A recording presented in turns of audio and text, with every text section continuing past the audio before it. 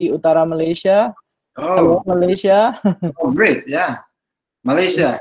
Yes, we have friends from university in Rimbaraya, a beautiful university in Sinto in Kedah. Kedah. Our very good partner. Okay. Yeah. So everyone, because I think feel free if you would like to say something, you can unmute your microphone by yourself. But maybe because I don't have the control here, actually the one who's the admin of the meeting is Mrs. Ida Nuraini. So she's the one who can control and show, but we can ask for her help if you want to. Dr. Masduki and Professor Chen later for your presentations, if you want to show your slide or if you want to share something with us on the screen. So maybe while waiting for, we have about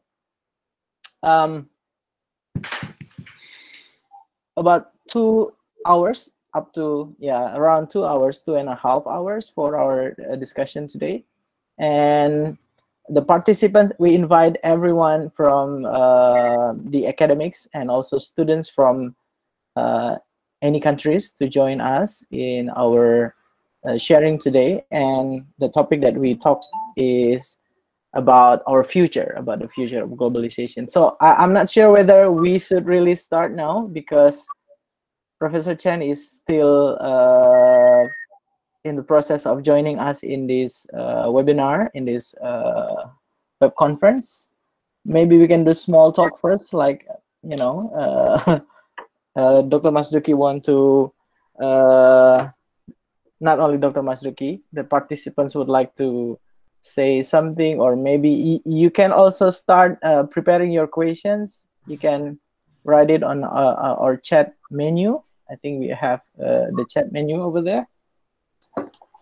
So maybe let me explain a little bit about the background of this event, that we plan to do this workshop as an annual workshop. At first, it was supposed to be face-to-face, not a virtual workshop, but you know, because of the pandemics that changed everything, now we already have been entering, some people say, the new normal.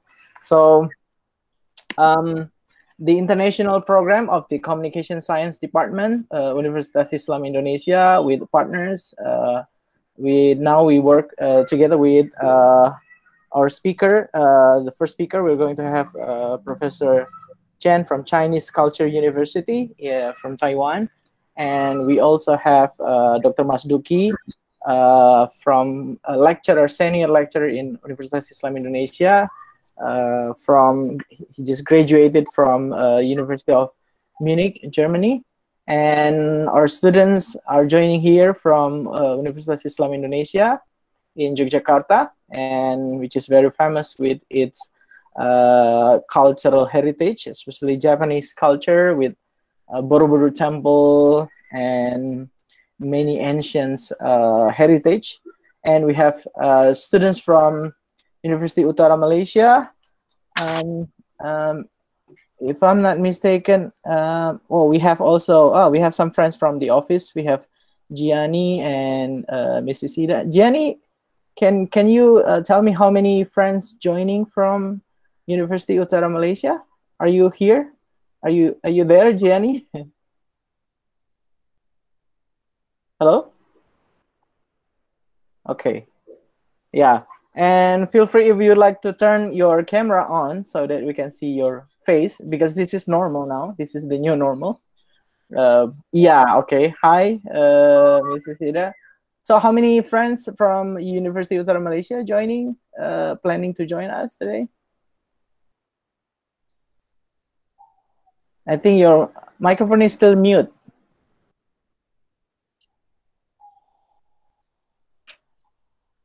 Mrs. Ida Nuraini is the head of, is the secretary of International Program, Communication Science Department, Universitas Islam Indonesia. We still cannot hear you because you mute your microphone. Yeah, Mbak Ida, please unmute your microphone. I see the symbol of your microphone is still on red now.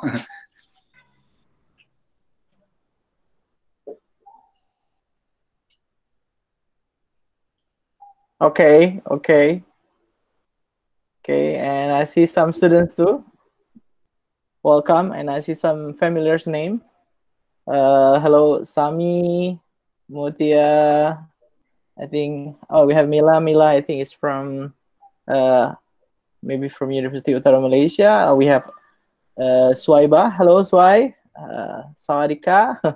So Swaiba is from our student, international student from Thailand in University Islam Indonesia. I'm not going to call everyone, but yeah, we hope that we have more friends joining.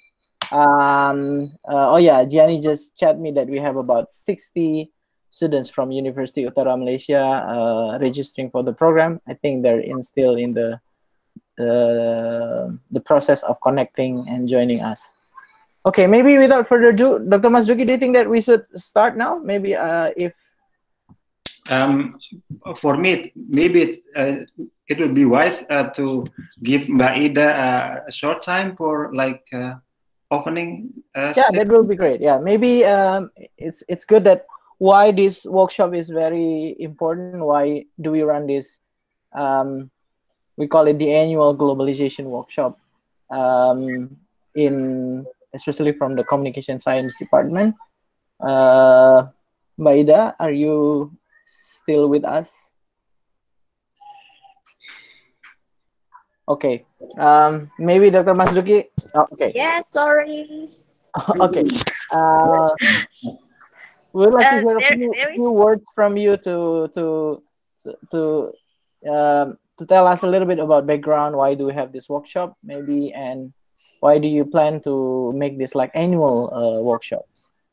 Okay, actually, it's annual workshop that held by International Program of Communication Science Universitas Islam Indonesia, and it's actually kind of we want to sorry, there is a technical issue, so may I go to That's fine, Ida. Yeah. yes. Yeah. Actually, we want to like have let the student have kind of explanation and description about what is globalization, since they are is a young generation who have to like live and stay and struggling in this globalization era. And by this pandemic, I think it's we have to know how is the future of globalization, and what kind of globalization that students have to face on later, like that, Mr. Herman. I see. Okay. So based on your explanations, Yes.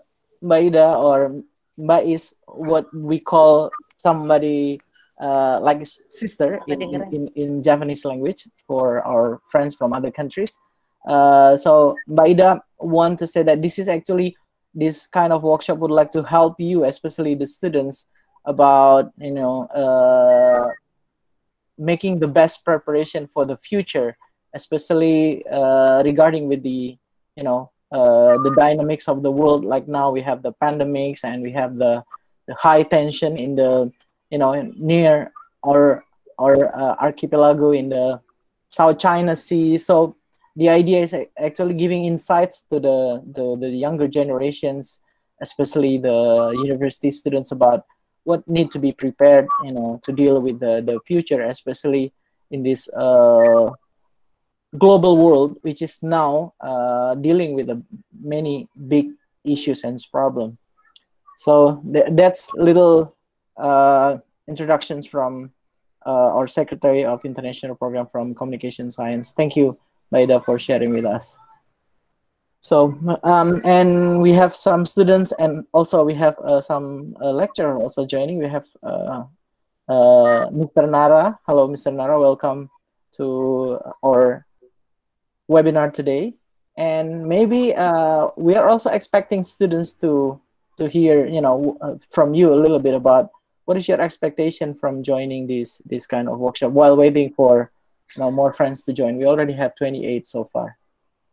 Okay, anybody volunteers maybe from, I don't know, from Indonesia, from Malaysia, or from other countries?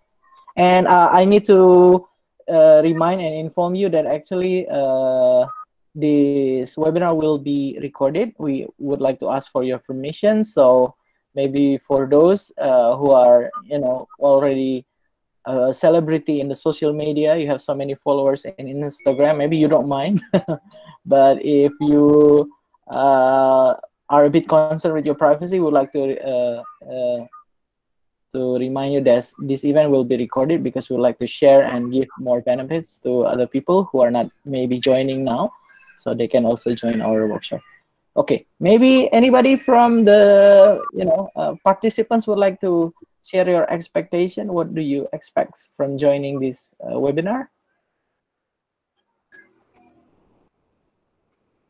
Okay, I'm sure that someone will come and then share with us. Okay, Dr. Masduki, so maybe before we proceed to our to your presentations, maybe I would like to give a little bit about why we would like to discuss this topic with you. And maybe as we know that actually the world is changing after the pandemics, but although actually in 1990s, Francis Fukuyama said that actually he mentioned about the end of the history, that actually after the end of the Cold War, that leads to the victory of liberalism and capitalism, the future of the world will be globalized world. And it is indicated by the free market, by the free flow of human beings and less border. But the pandemics now, which is happening with the COVID-19, that actually it's like it's totally changed everything. Like we are now, most of us are isolated in our house now. It's not that easy to travel from even not to one country to another, even from one city to another city. And this pandemics has led us to some facts about the future that we think is very interesting to investigate it. We can see this from the positive and from the negative sides. From negative sides, some experts say that this is the end of the globalisms. People will be more, they will have a stronger sense of nationalism. They'll put more border, in the countries. It's issue like, of course, with the health protocols like quarantining your area, locking down your area, but also like some people becomes more xenophobic. They are scared about anything foreign from other countries. So the world is, some experts said, it's getting less global, more selfishness and less mobility. But some people see it from the from the bright side. The positive side is actually this time of difficulties led people to be more less selfish. People have a kind of one expert called it collective selfness. We share the same problems, we share the same worry and anxiety now, and we should have more solidarity to each other. For example, now so many social movements are helping each other. In our university, for example, in Universitas Islam Indonesia, there is a movement of helping the small industry and business by helping people to sell their product online. University helping. We call it warung rakyat, or the people's shops, for example. And now something which is some schools like who never experienced like you know, being canceled. Now the schools are canceled and they need to do virtual schools. Like now also our university is, for example, helping some schools producing some contents for virtual schools. So what is happening now is actually will impact everyone, you know, every single person in the planet will be influenced. And we are now getting, some people said that we're getting into the new normal. Like one of, I read some an articles about one student, a sophomore in Harvard University, who is, you know, traveling from Seattle to Brooklyn in the United States using the Google Street for more than 40 hours, 42 hours, you know, traveling, but using Google Street, not taking the plane or taking the car, which is something very interesting. You know, we become, you know, limited with the situation. But the question is, what will happen after the pandemic ends? And so that's why, are we going to go back to our kind of our old life before the pandemics, or we are going to move to the new kind of life, which is more resilience and which is different from what we used to do in the past. So with us, we already have two speakers. The first one is Dr. Masduki. Dr. Masduki is a senior lecturer in Universitas Islam Indonesia. He graduated from, he got his PhD from Institute of Communications Studies and Media Research from Faculty of Social Sciences, University of Munich, Germany. And also he got his master from Ateneo de Manila University, Philippines. He is interested most of the time in the topic of public service broadcasting or media, the comparative media systems, media policy and regulation, and media activism. He is now living in a beautiful house with his beautiful family in Yogyakarta. You should come and visit sometimes. It's a very beautiful house. I've visited the house several times. And we hope that, I don't know if Professor Chen is already joining us, and we have our speaker also. Thank you very much to Professor Huey Rong Chen. He is an associate professor in the Department of Journalism, Chinese Culture University, Taiwan. He was the director of the same departments and graduate schools from 2012 to 2016. She published some books, some works, including some topics on media literacy, gender and politics, media culture of Taiwan, and the formation of the cultural identity through cinematic narratives and language uses in Taiwanese media. So her research interests mostly include gender and politics, images and representation, media and citizenship, and theories of culture and communications. And maybe without further ado, I would like to tell you that actually around 2.5 hours, we're going to have presentation and discussions. We're going to give about 30 to 45 minutes to each presenters to present their topics. And then during the time, you can ask questions. I think you can write the questions on the chat feature that we have here. If later, we are going to open a Q&A live sessions too later. Maybe Mbak Ida will help us to unmute, or maybe if you cannot unmute yourself, to deliver the questions. And I think, oh yeah, Professor Chen will talk about seeking a dialogical transformation after the pandemic. So our expectation is actually the discussions is not too heavy, it's not too difficult, but also not because, you know, some of our students here joining, some are the sophomore or the junior or the senior, but I do expect that I think most of you, I was expecting somebody to share your expectations to join this sharing. Maybe what is the big question that you have in your mind? Are you, you know, being optimistic or pessimistic about your future, especially as a student? I don't know if you're a communication students. Maybe do you think that how about the future of journalism, for example? do we still need to have reporter going to the street, you know, reporting things, you know, especially like this kind of situation in the COVID-19 situation, for example. So I think we can have a kind of a fluid conversation. Okay, I'm sorry I talked too much. I'm going to hand the opportunity to Dr. Masduki to share his talk and presentations to the upcoming 30 minutes. Dr. Masduki, please, the floor is yours. Well, thank you, Herman. Assalamualaikum warahmatullahi wabarakatuh.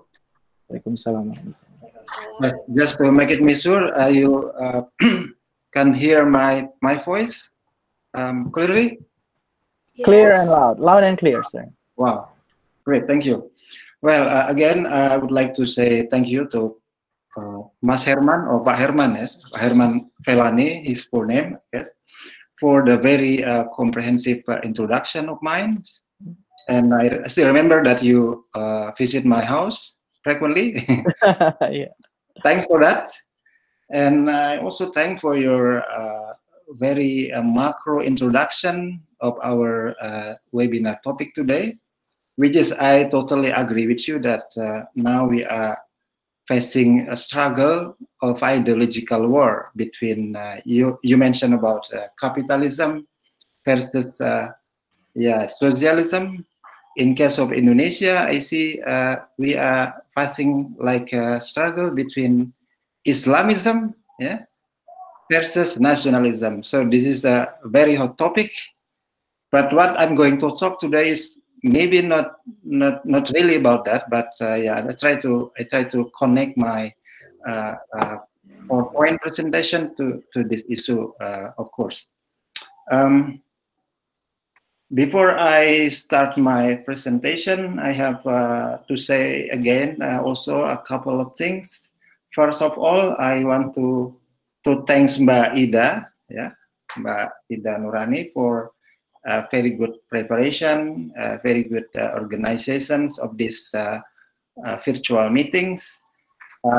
Also, again, I thanks Pak Herman for chairing these sessions, and I see also one of our colleagues, Mas Nara, welcome.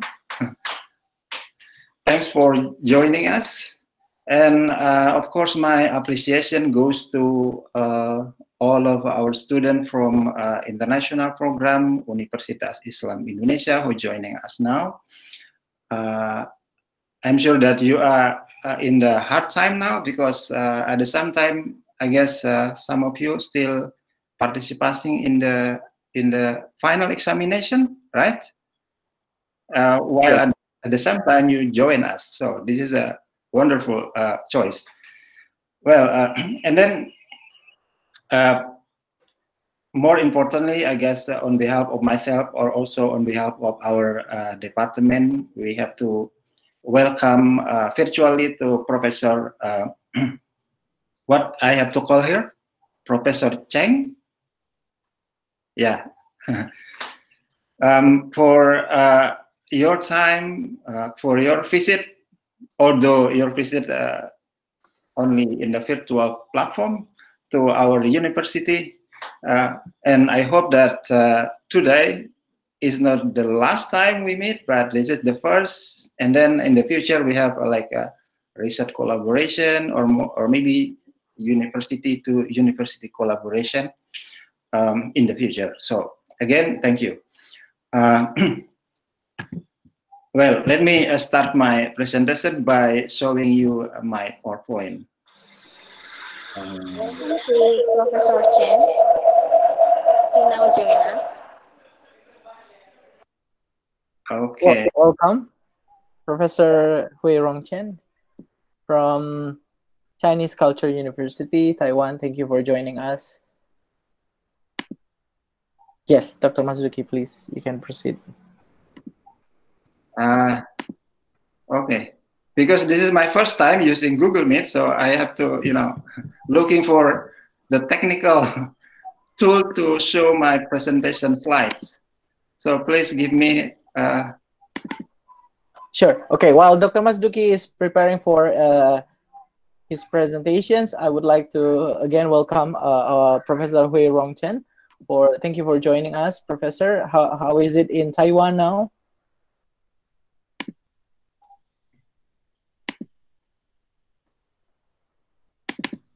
Okay, I have just made a short introductions about Professor Chen, and I'm so happy to have you here in our webinar today. And to be honest, I have to say that I'm impressed to see the video of your campus in YouTube. It's really beautiful campus. It's on the top of the mountain, if I'm not mistaken, right?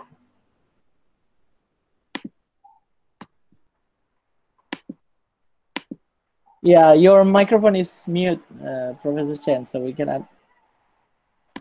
Yeah, while waiting for Dr. Masduki to prepare his presentations. I think I have a bit problem, a technical problem, exactly, to show you my PowerPoint. I sent the PowerPoint to Mas Herman recently. Maybe you can help me to show the PowerPoint. Oh, sure. If you can, yeah. Sure.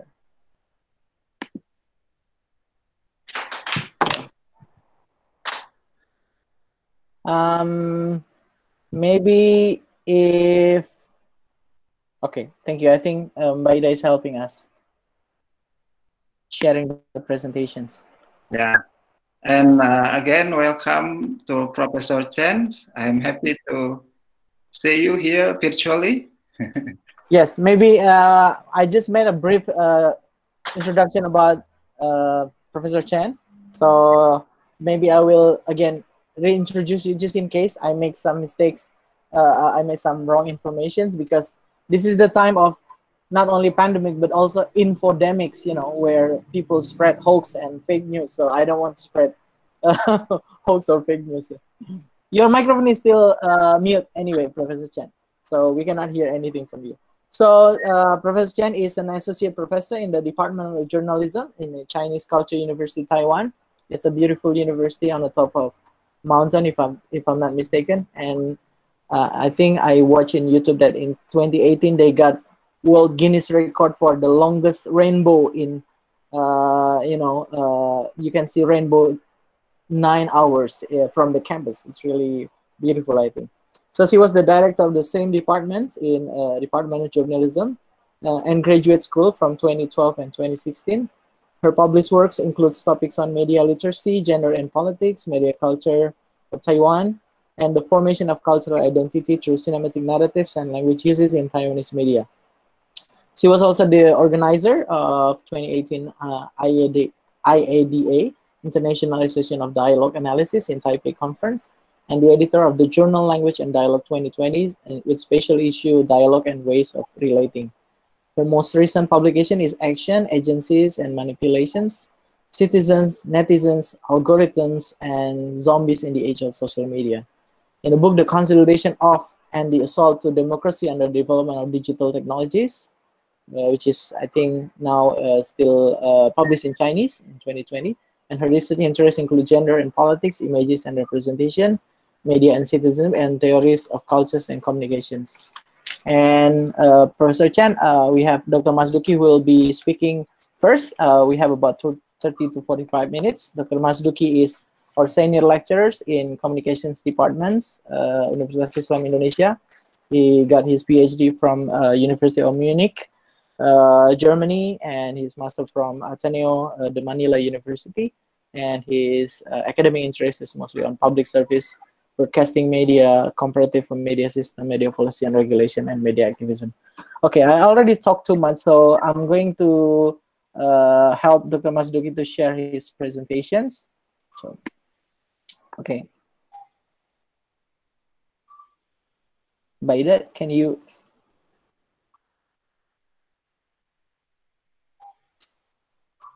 Okay, and I'm still waiting for any students.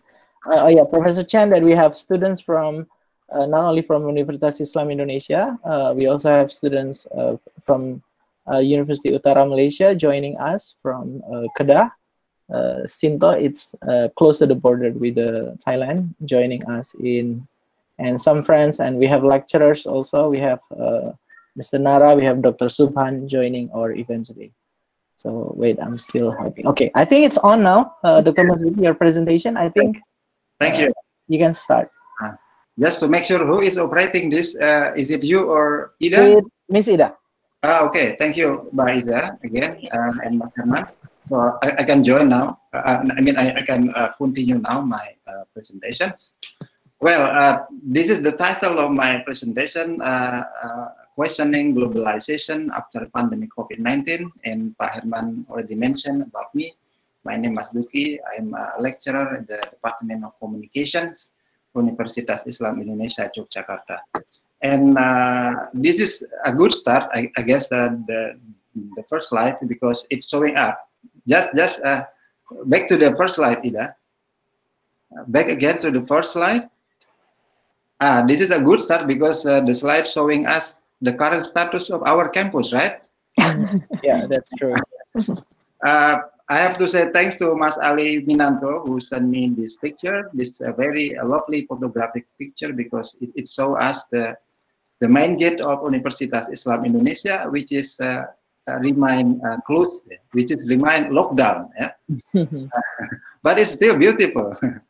This is also I would like to show to Professor Chen and our guests from outside Indonesia to a bit give you a bit impression of our main gate universities. So next, Mbak Ida.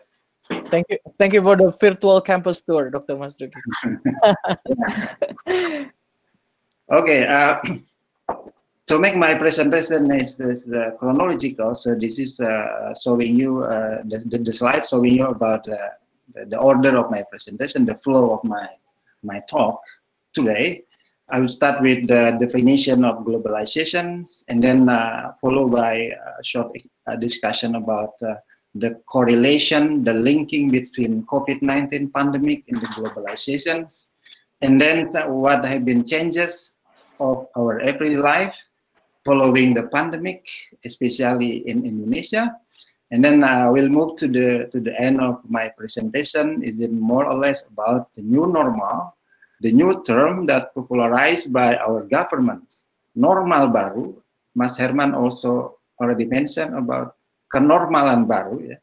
Is it a way forward, or is it a way for back? Is it good news or is it bad news? So the big question, the main question of my talk today is, if we see here, I took this picture from The Economist, the leading economic newspaper in the world, that that's showing us the very exact, the very clear picture about the world. It's closed, right?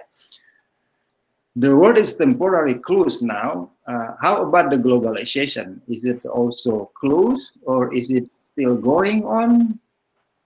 Or what really happened with the globalization now?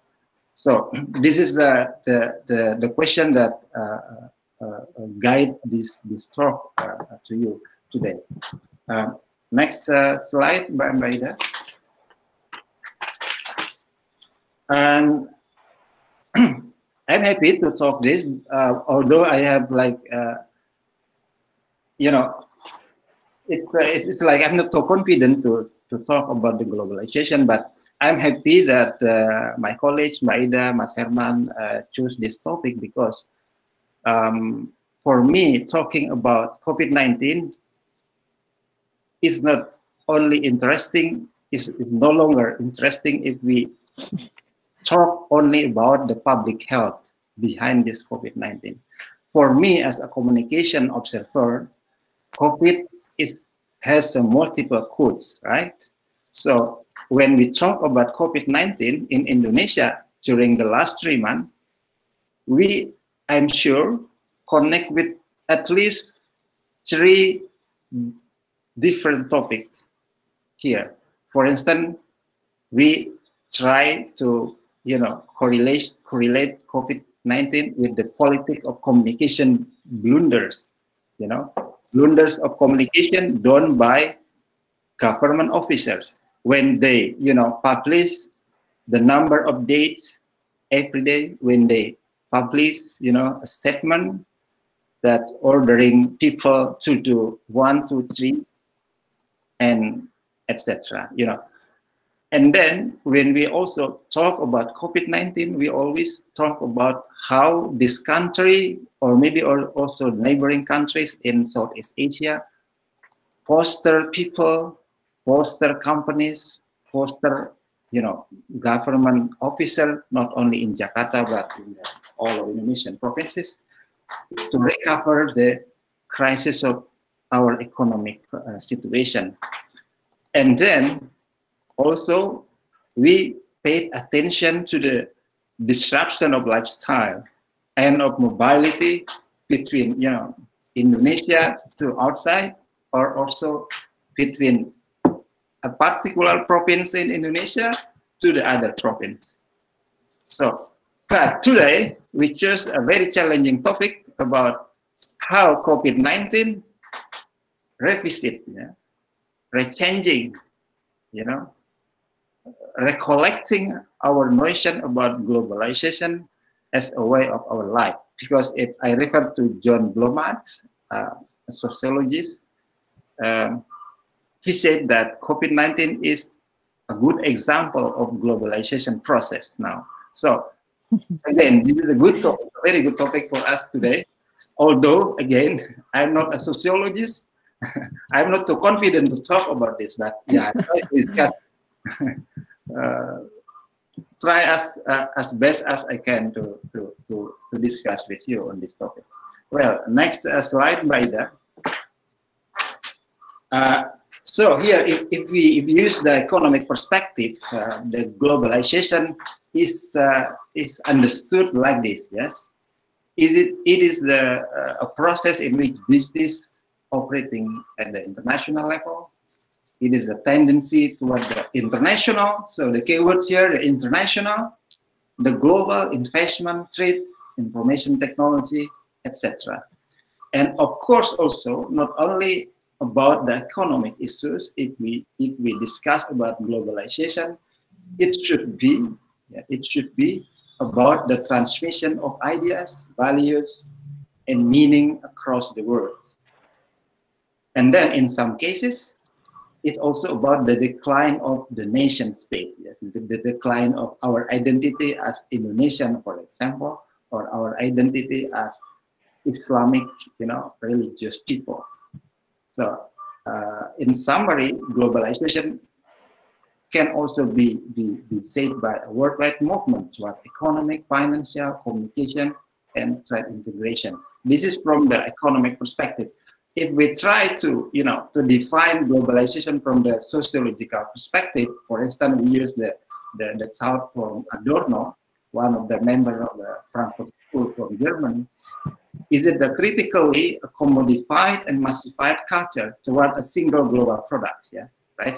For instance, we consume now Coca-Cola. We consume now we went to Starbucks, for instance. We went to McDonald's restaurant frequently. This is a kind of commodification, massification of culinary culture from the U.S. to the rest of the world. So this is the thought that critically promoted by Adorno that teach us about to what extent globalization is coming to us today. Next slide, Mbak Ida. Yeah, and don't forget, Dr. Masduki, that we in the past we really enjoy watching Meteor Garden. Assoc, Okay. from Taiwan as one of the culture. Yes. Okay. Yeah. Thank you, Mas Herman, to remember. No, the millennials, they don't know it probably. Next slide, Mbak Ida. However, during the last, the last four months, we are facing a very, very dangerous virus, namely COVID-19. And this virus is also challenging the definition of globalization, as I mentioned you earlier. And now we are friendly with with many new term like global lockdown, panic buying, and economic recessions. This is just the statistic that help you to a bit understand the situation now in terms of gross domestic product in the world, that you can see in the middle here, like in this slides, that's currently like going down to a very minus level and very worst level, and we don't know when this crisis would be solved. Many things has changes and facing a crisis, like a trade flow from a country to another countries, the capital flow, the data flow, and of course, in terms of, maybe we are interested here in this topic about the exchanges of people, the mobility of people from Indonesia, for instance, to Taiwan, and also to other countries. So we are now like passing a fourth generation of global war, right? Well, next slide, Mbak Ida. And it is also interesting to note that the COVID-19 is a unique virus, right? not only challenge us about our health problem, but also challenge us about who we are. Are we still on a very, very classic traditional person, very exclusive person, or we are already in a global citizen member in terms of we respect other ethnicity, we respect other nationalism, we respect solidarity more than our identity. So COVID-19 also tell us about me. If COVID-19 can say something, I'm not a non-racist nationalism virus. I'm a global virus. So, yeah. So as a global member, you have to be aware. You have to be aware. Mainly because when I was I was still in Germany. I guess last January 2020.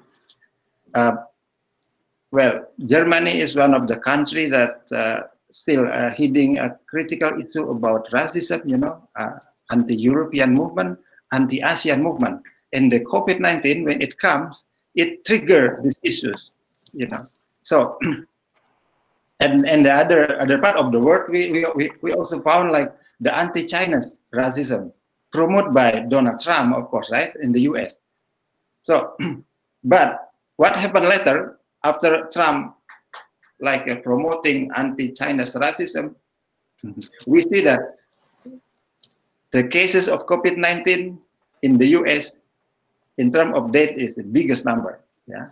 So it means that, again, we can say that the COVID-19 is a non-racist nationalism virus, and more importantly, COVID-19 promote a coalition of global movement, a coalition of global activism, without concern of our identities as Islam, as Indonesia, to gather a war against this virus. This is I mean one of the key important message from COVID-19 to us. So next slide, Mbak Ida. And yeah, of course, as Mas Herman already mentioned about the impact of COVID-19 to our communication or mobility activities. If we read newspaper, if we watch television, if we access social media, we can summarize that this virus reduce mobility and define our notion about globalization. We are now, trying to wisely understood that we have to stay at home. We have to think about don't go outside Indonesia, but look at your neighborhood. You look at your family in around your house. this is a better better choice for our activities during not only the last 5 months, but also maybe in the next 5 to 6 months.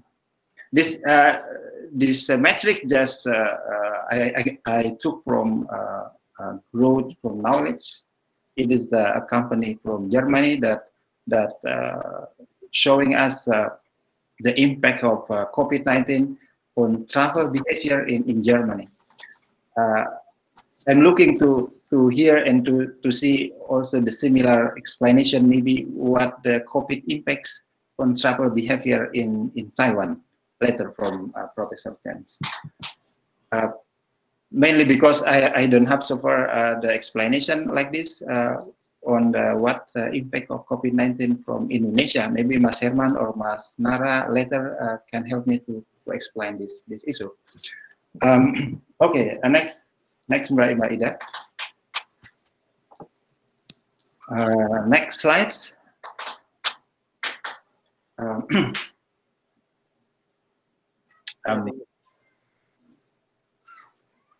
Yeah, here. Well, I like to read the paper from Christian Fu. This is a younger sociologist from the UK. He wrote about he wrote a very wonderful paper about everyday life and everyday communication in the very very interesting term here, coronavirus capitalism. Yes, coronavirus has become a object of capitalism. For instance, if I quote from his paper, he wrote that we live in highly connected world where almost everyone travel. However, during the pandemic, most countries apply disconnects, not the connecting word, and the passive lifestyle like this. In Indonesia, I'm sure maybe also in Taiwan, we are now very familiar with these two terms, the shutdown, or in Indonesia, something like a very funny term, lockdown. I think you need to translate also the picture there. I think Professor Chen must be wondering what does it Lockdown by the cukup hatimu sing ambiar. Maybe I will help. Please help me, Mas Herman. It's a small village. I think it's somewhere in Yogyakarta. A small village. They're doing a lockdown for their local village, but there's a message down there. It's don't break.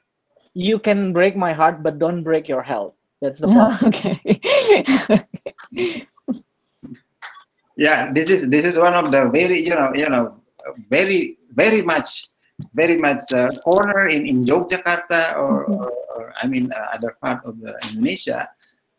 People from ordinary people from a very small part of the residents taking care of their health by showing like this statement to the newcomers. Yeah, but Dr. Masduki, I think this is one of the examples too that actually this is not a government policy to isolate or to lock down, but it's the initiative of the people. So politically, we can also say that there has been a kind of civil disobedience to the state or to the higher hierarchy, that people care more about their health, so they don't care about what is happening in the elites in the politics. So they decided to do it by themselves. I think. Yeah. Oh, okay. Well, very well explanation, Mas Herman. Thank you for that. Yeah, from the critical point of view, I guess. So let me continue my my slides. So if we refer again to the Christian Fa, he said about the COVID-19, teach us about the way we choose to our life now. Are we going to, form a global of solidarity or socialism among us without any concern of our identity again, or we remain advancing our war and fascism? We remain voicing our anti-China, for instance, like in the US, or our anti-ASEAN, like in the Europe, or in case of Indonesia, maybe our anti-Madura. Madura is one of the ethnic in Indonesia, just to tell Prof Chen. this is a, this is a very interesting paper that written by Fach, and that tell us about the huge impact, more than the economic impact, more than the the health impact about the COVID-19 to us as global citizens. So next slide, Mbak Ida.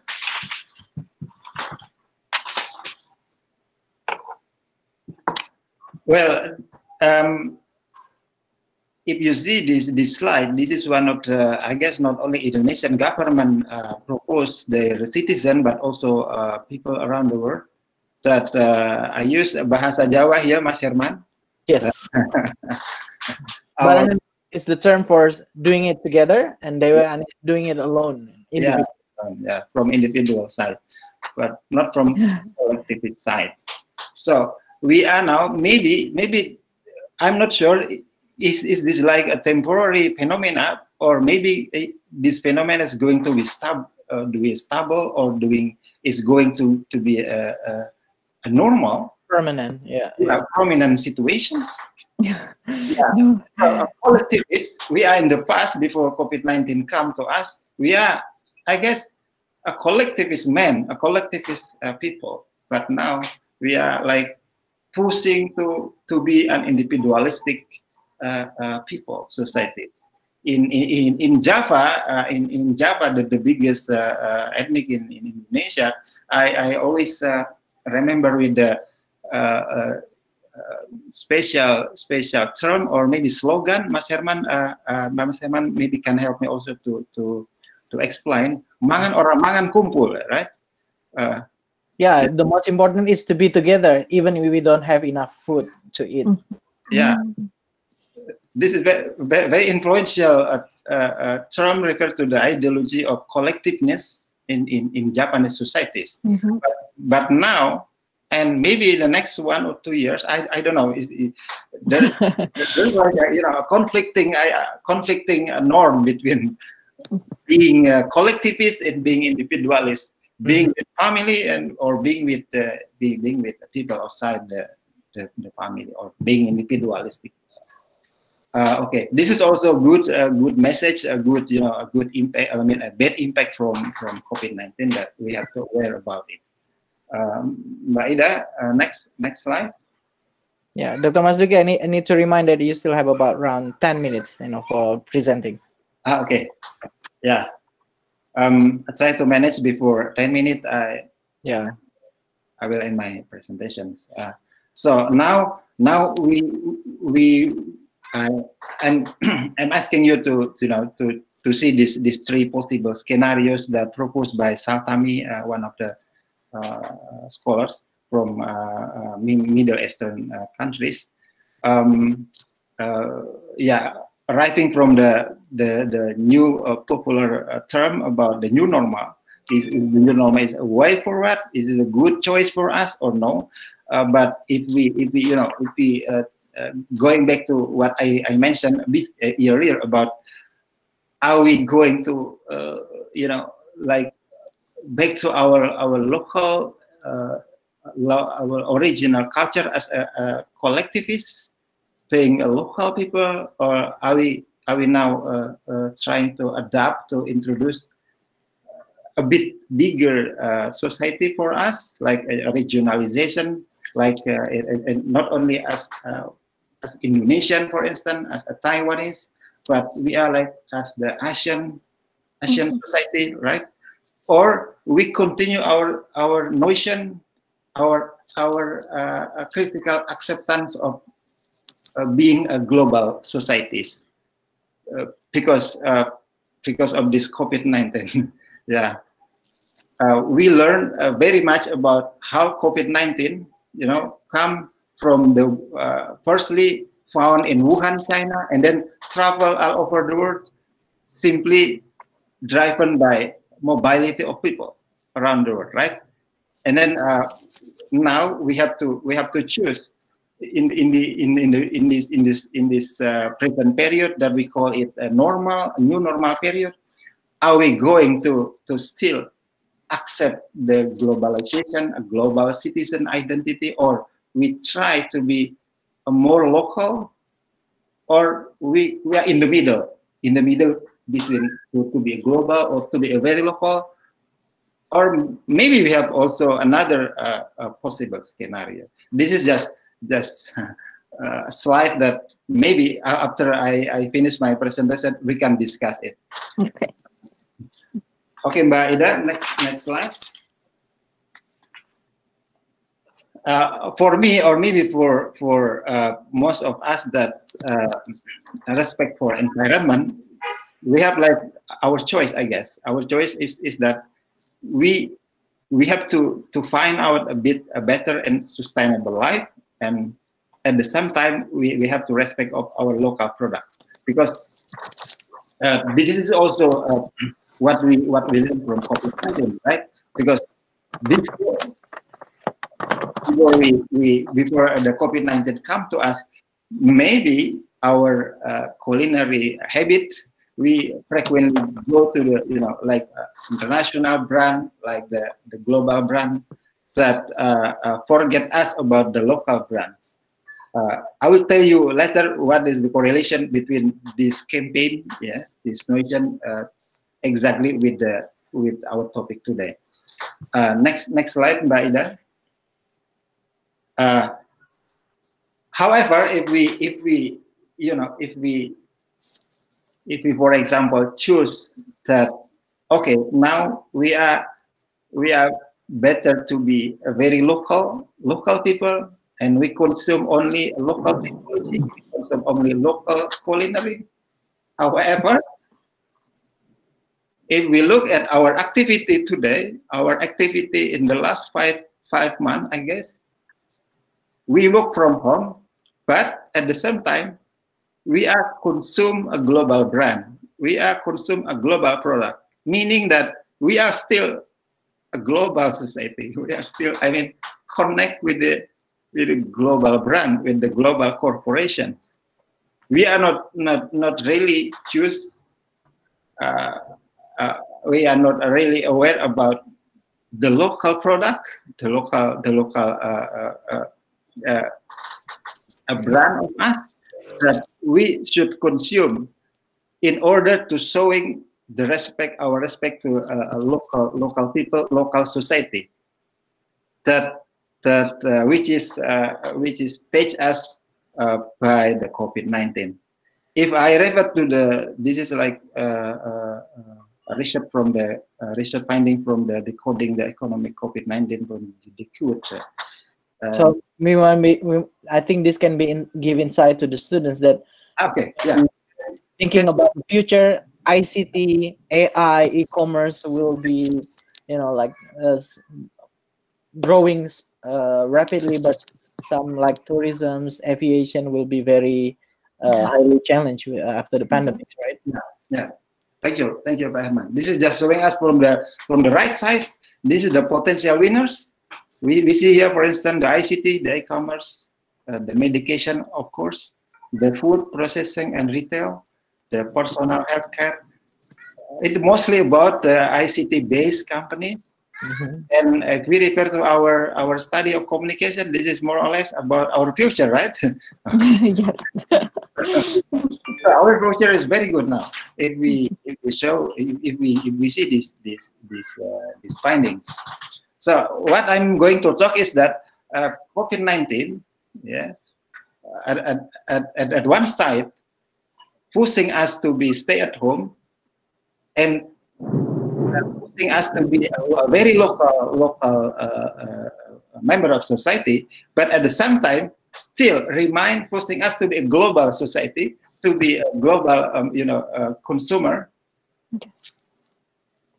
That delivered by a global brand, global corporation. Sorry to say, not delivered by the local, but the Indonesian, for instance, or Taiwanese company. This is also a challenging issues, yeah, right? And by the next slide, I have 2 slides left.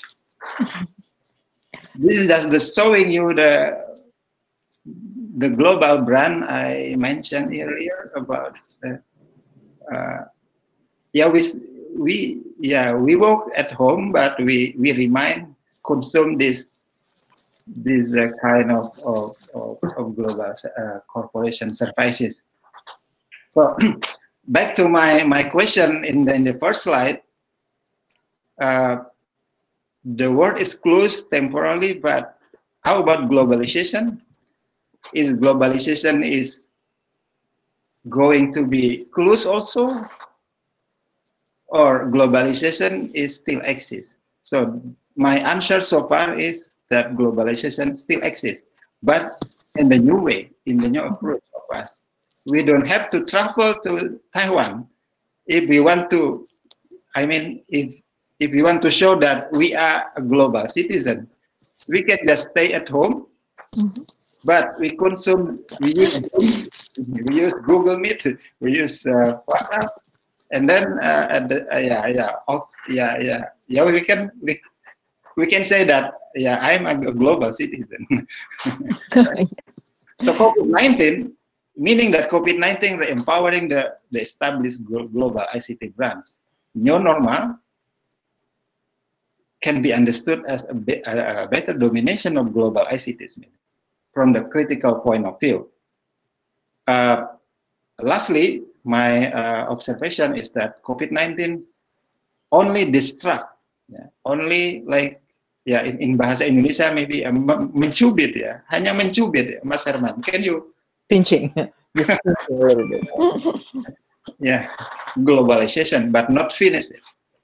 We are now still in a globalization period. So this is my conclusion so far for my talk. And Mbak Ida, maybe you can move to the last slide. And if you want to be a critical person, maybe we can do a small initiative like this. Small initiative, but huge impact. Try to do a minimum, to use a minimum to spend a very minimum time of your habit to access Facebook, not only Facebook, I guess, Google, Zoom, TikTok, and other global brand, and at the same time try to be aware and respect for local brands. Well, this is also a good message from COVID-19. I see. So to conclude my presentation, we can say that yes, at the very bad side, at one side, COVID-19 distract our society, teach us about we need to be aware of our health. At the same time, COVID-19 also send a good message for us to respect our family, to respect our close empowerment, to respect a local brand of communication-based consumption of us. Thank you, Mas Herman, and all the students here, and more importantly, thank you for Professor Chen for joining us and for presenting your thought later on after me. And thank you, Mbak Ida. Thank you. I think we can give a virtual clap, for the presentation. And I hope you can share us where can we get the drugs, the anti-WhatsApp, anti-Facebook.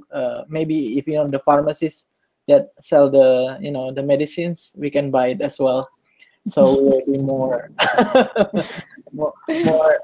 into the local product way of communicating. So very interesting. So the pandemics is totally, according to your explanations, critical analysis from Dr. Masduki, it has the genus phase, the bad side and the good side.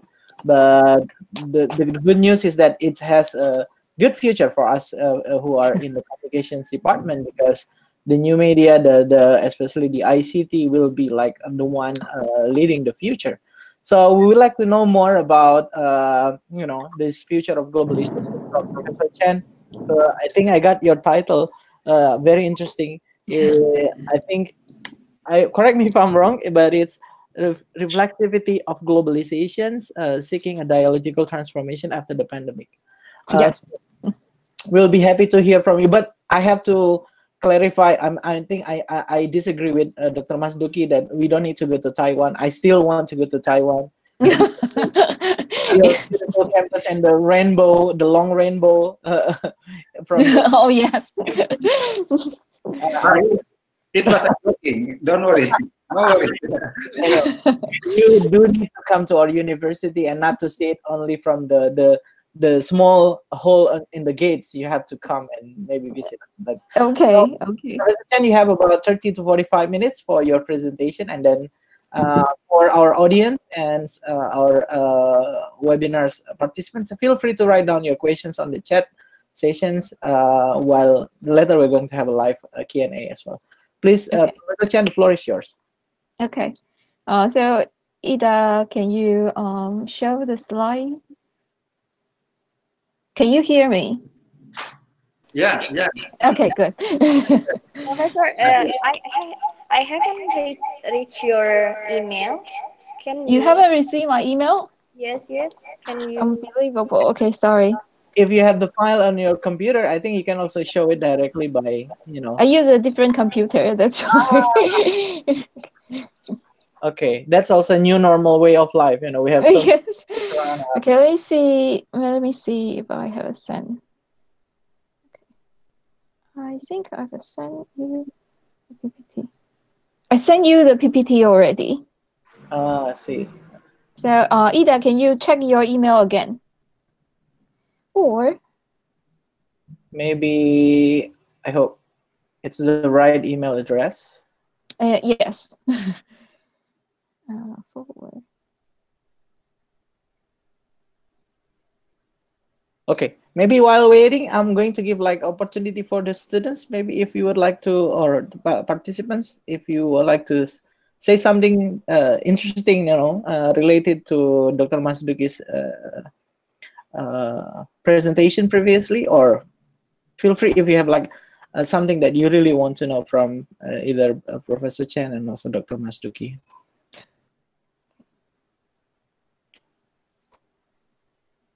Yeah, I see Mutia here. Mutia, are you with us?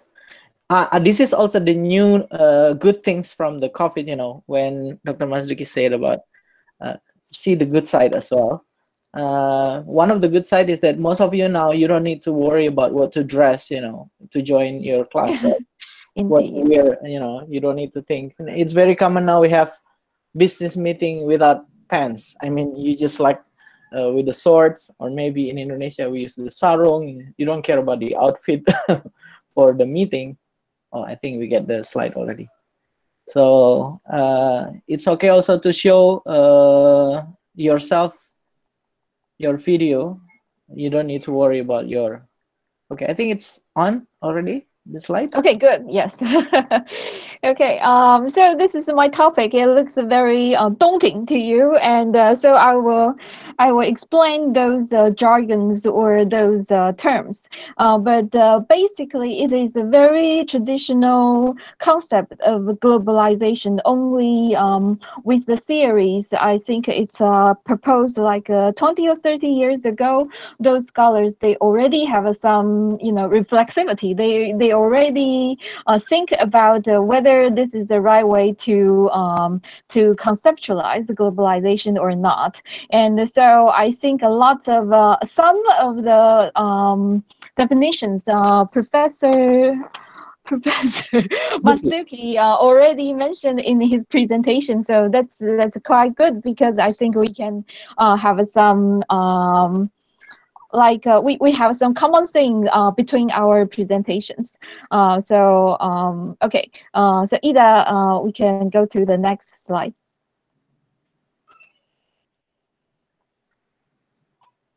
Okay, so begin our discussion about globalization. But before we get into globalization, I want to talk about a concept about globability, and which is proposed by Roland Robertson. And when we talk about globalizations, I think Professor Masduki he has explained some definitions in his presentation. And so it's a mass and the intensified transportation of the people, commodities, the information, capital across national borders globally. That's the very basic definitions we know about when we talk about globalization. And the second, this usually comes from like Anthony Giddens, the first generation scholars of globalization. They often think globalization is a direct consequence or result of modernization. So they will use modernity or globalization as the continuation of modernity. So usually this definition, we now look back, we think it is quite ethnocentric or Western-centric in a sense. Giddens say events happened at one pole of a distantiated relation produced divergent occurrences at another, which means for example, like today, Trump say something about what America will do, and then in Indonesia, in Taiwan, in most of the cases it is, but not all the cases are like that. And so Indonesia and Taiwan, they will have a different policy to react to that kind of enunciation in the United States or in China. If today China says something and Taiwan has to respond. Yeah, again, not always like that. So this kind of wishful thinking is often to think there is one pole that is very important, and that nations or that side of the world, every decision they make will have definitely an impact on other nations or the rest of the world. And but what the Roland Robertson says that is more interesting, and it will bring us to from the process of the globalization to a more value-based definition of globability. He said the compression of the world. Globalization is the compression of the world and the intensification of the conscious of the world as a whole. I think this consciousness is very important, and this will be the main thing of my presentation today, because when we are talk about reflexivity, it is very important what is it in our mind that the global is. Sometimes I think if like 50 years ago or 100 or 200 years ago, Indonesia will think of Indonesia in relations to probably only to Holland, or probably only to Australia or the other neighboring nations. But I think, but like 50 or 30 years ago, when we talk about globalizations, probably we will think it is in a global economic system, and or ASEAN or G20, these kind of global organizations. But what are we to think of the globe as a whole, but not global as as a system or a package of resources that we can use, is a different thing. So in 1992, when Robertson proposed this, it's really about how do you think yourself in the world, and how this world will become with you inside it, how you as Taiwan, as Indonesia, want the world to continue. So this is very much a political or a cultural consciousness to think about this world. So one example is like a greenhouse emission, or or climate change. Today, you cannot only think about one nation's development or one nation want to become a superpower and churn up all the resources in the world or dump lots of waste and just to make your nation strong and great. You have to think about other nations or even other species, and so this is the consciousness of the world as a whole. But it's apparently before the pandemic, we hardly think about this one. So Ida, please, next slide. So Robertson, he proposed globalization. What is globalization? Globalization is not modernity. So globalization is that they know that modernity is not a system or a value developed from a specific time and space.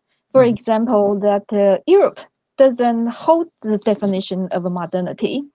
So in many, if we go through the historical or humanistic studies of many parts of the world, we will find many cultures or nations or regions, they have their development of modernity. They have their trajectory to the values of modernity, which probably different from what the Europe has know about, but we have the different system to that.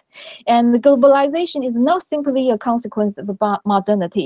Globalization is a general condition which has facilitated the diffusion of a general modernity, which means that we have the two process going on at the same time. For one thing, we have a modernity that each nations have their history to go to that.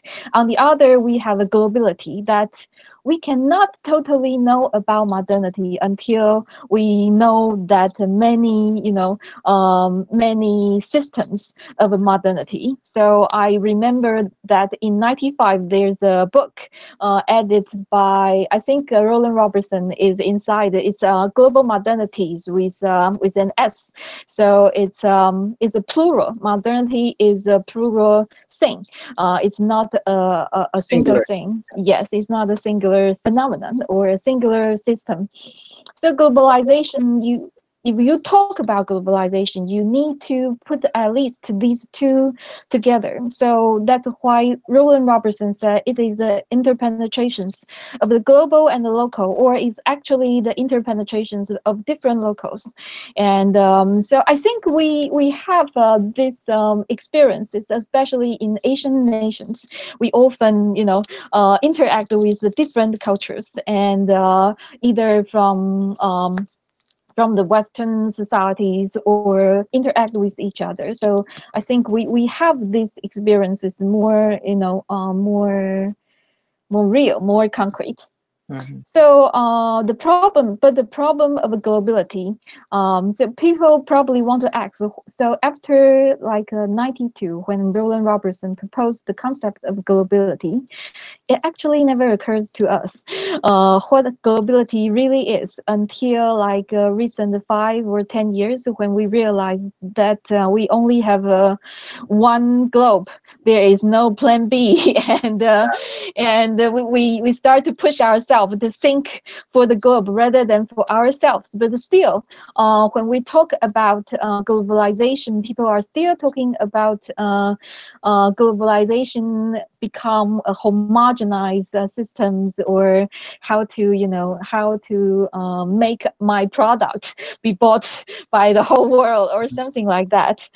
So the problem is, how does the consciousness of the world as a whole and what a word should be occurred or produced? So so my presentation is to ask this question: if we really want to have this consciousness, what we can do, and what the pandemic has done to help us to have this consciousness. So Ida, next. The next slide. Okay. So the technique or the concept I used is reflexivity. to make us have this consciousness, and we need to have this exercise about ourselves. So what is reflexivity? I use the semiotic definition. It's a concept of discursive semiotics used to designate the syncretism of several actential roles when the latter are invested in a single actor. I think lots of students or professors or my audiences will begin to feel very dizzy, don't know what is the actential role. So what are you talking about? So I'm going to translate it. So when we talk about actential roles, it's often that actors perform their function in a story. Mhm. So, but we have only one person, it's like us, right? So how do we have several actential roles? And so this is a narrative technique that we use to help us to understand ourselves more. Because when we are only ourselves at this moment and at this time, we are in ourselves. We are inside ourselves and don't know about other things else. But once we distract ourselves, we put ourselves in the future, and or put ourselves at the present, but look back at the before, what we have done, then we have several selves at the same time, and we can look back and regret about something, and to realize what we have done wrong or done right, and to look in the future and understand what I should do in order to get there.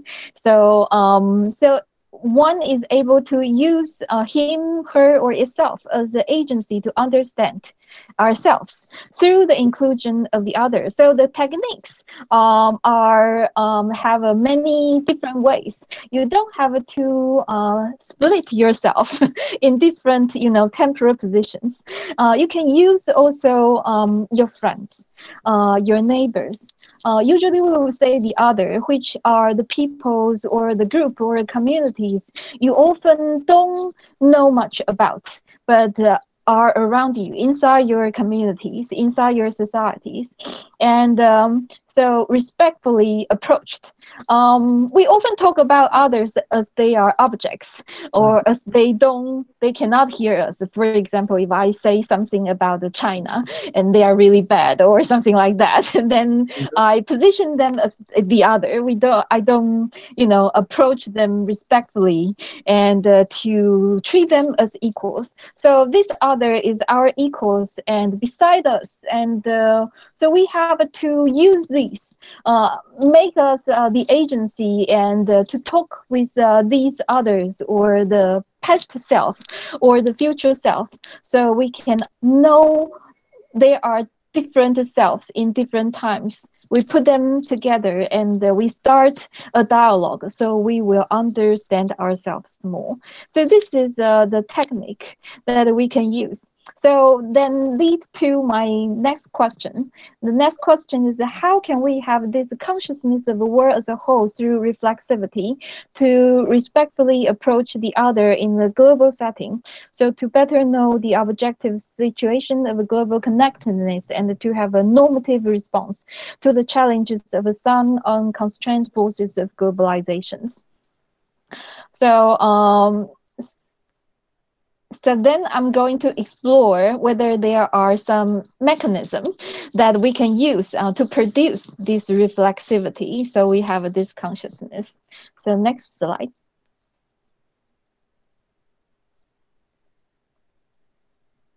So I think other than the other scholars have a pessimistic about the pandemic, but I have a more optimistic, Yeah, very optimistic and very philosophical reflection. yes, views about the pandemic, because I think I'm more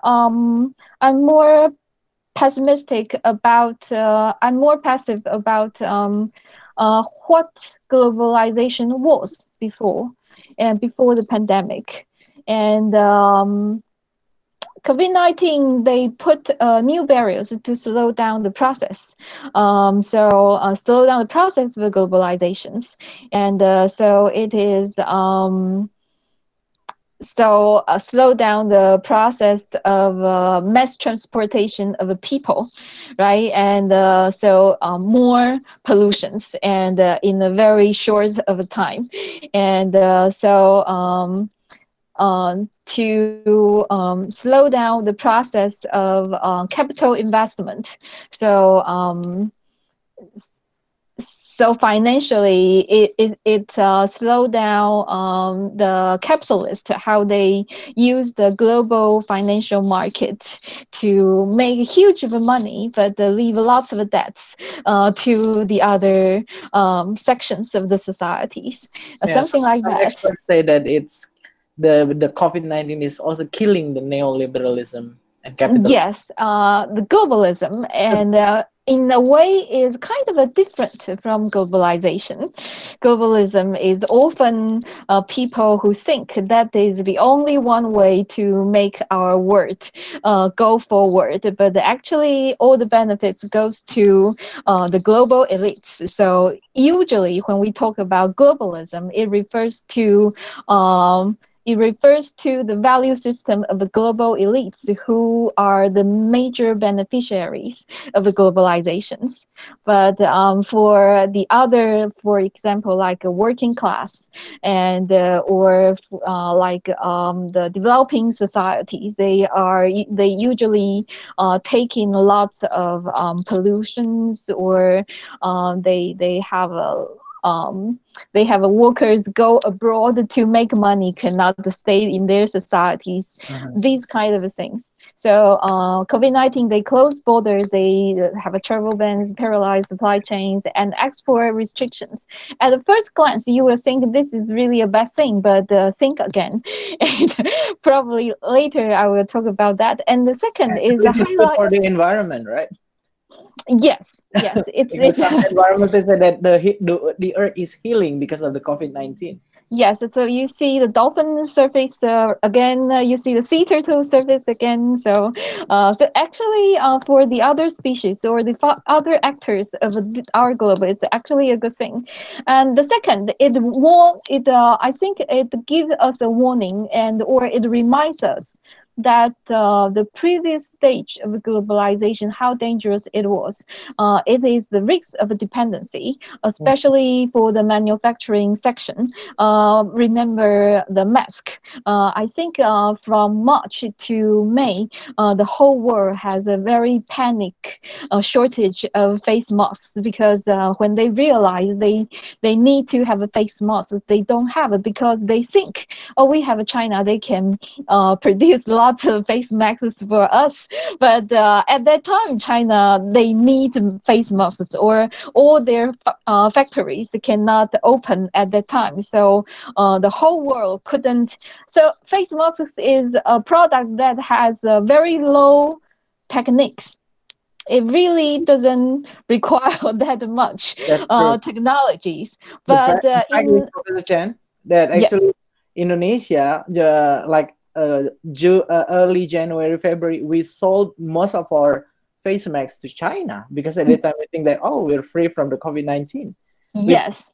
And when the pandemic was outbreaking in Indonesia, we were like having like a shortage of face masks too. Right. So if you depend too much, or if you put all your effort all into interdependency, and you will risk a lot of you will take lots of risks when there's an emergency or a crisis surface. And the other global system, they are very slow, or they don't want to rescue you. For example, we can use Italy as an example. When Italy has, they are in a very serious situation of the COVID-19. Actually, the other European nations, they Didn't stop. help. Yeah. Yes, they stop their exportation of fax masses to Italy, actually.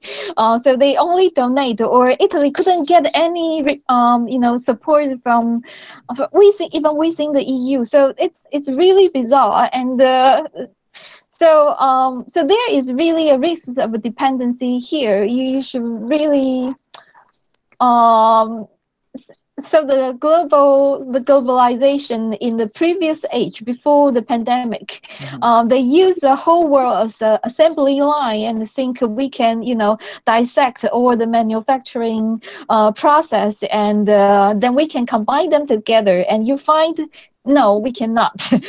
When the crisis emerged. And the third is the fragility of globalization. It also reminds us of this. So the max shortage that I just mentioned, and the pausing of production in Hollywood, and therefore no summer blockbusters premieres. And This is so more important for the students rather than the face mask. Yeah, the Marvel movies. right, More so we have to watch a lot of reruns of Marvel movies. So this reminds me of something. So I want to ask you a question. Why should we watch reruns of Marvel? Don't we have anything else to watch? And we realize that the global film distributions, they Hollywood control a big chunk of it, and so we don't have many productions locally. And when we really are in the lockdowns and we try to see something, we don't see that much. We after we finish our own local dramas or movies, we can only watch Hollywood reruns.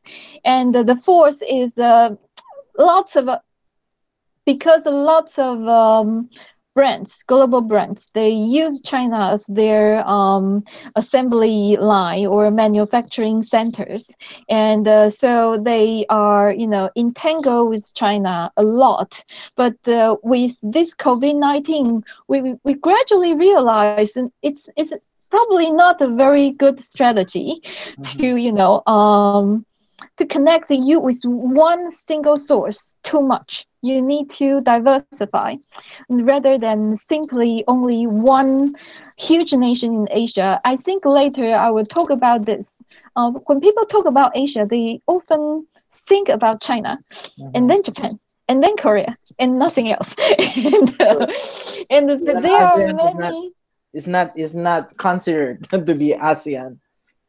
Right, right. Or ASEAN, they will put it in a big, cluster, and probably that hotter, and something like that. And um, but that means that culturally, their understanding about Asia culture is really very limited as well.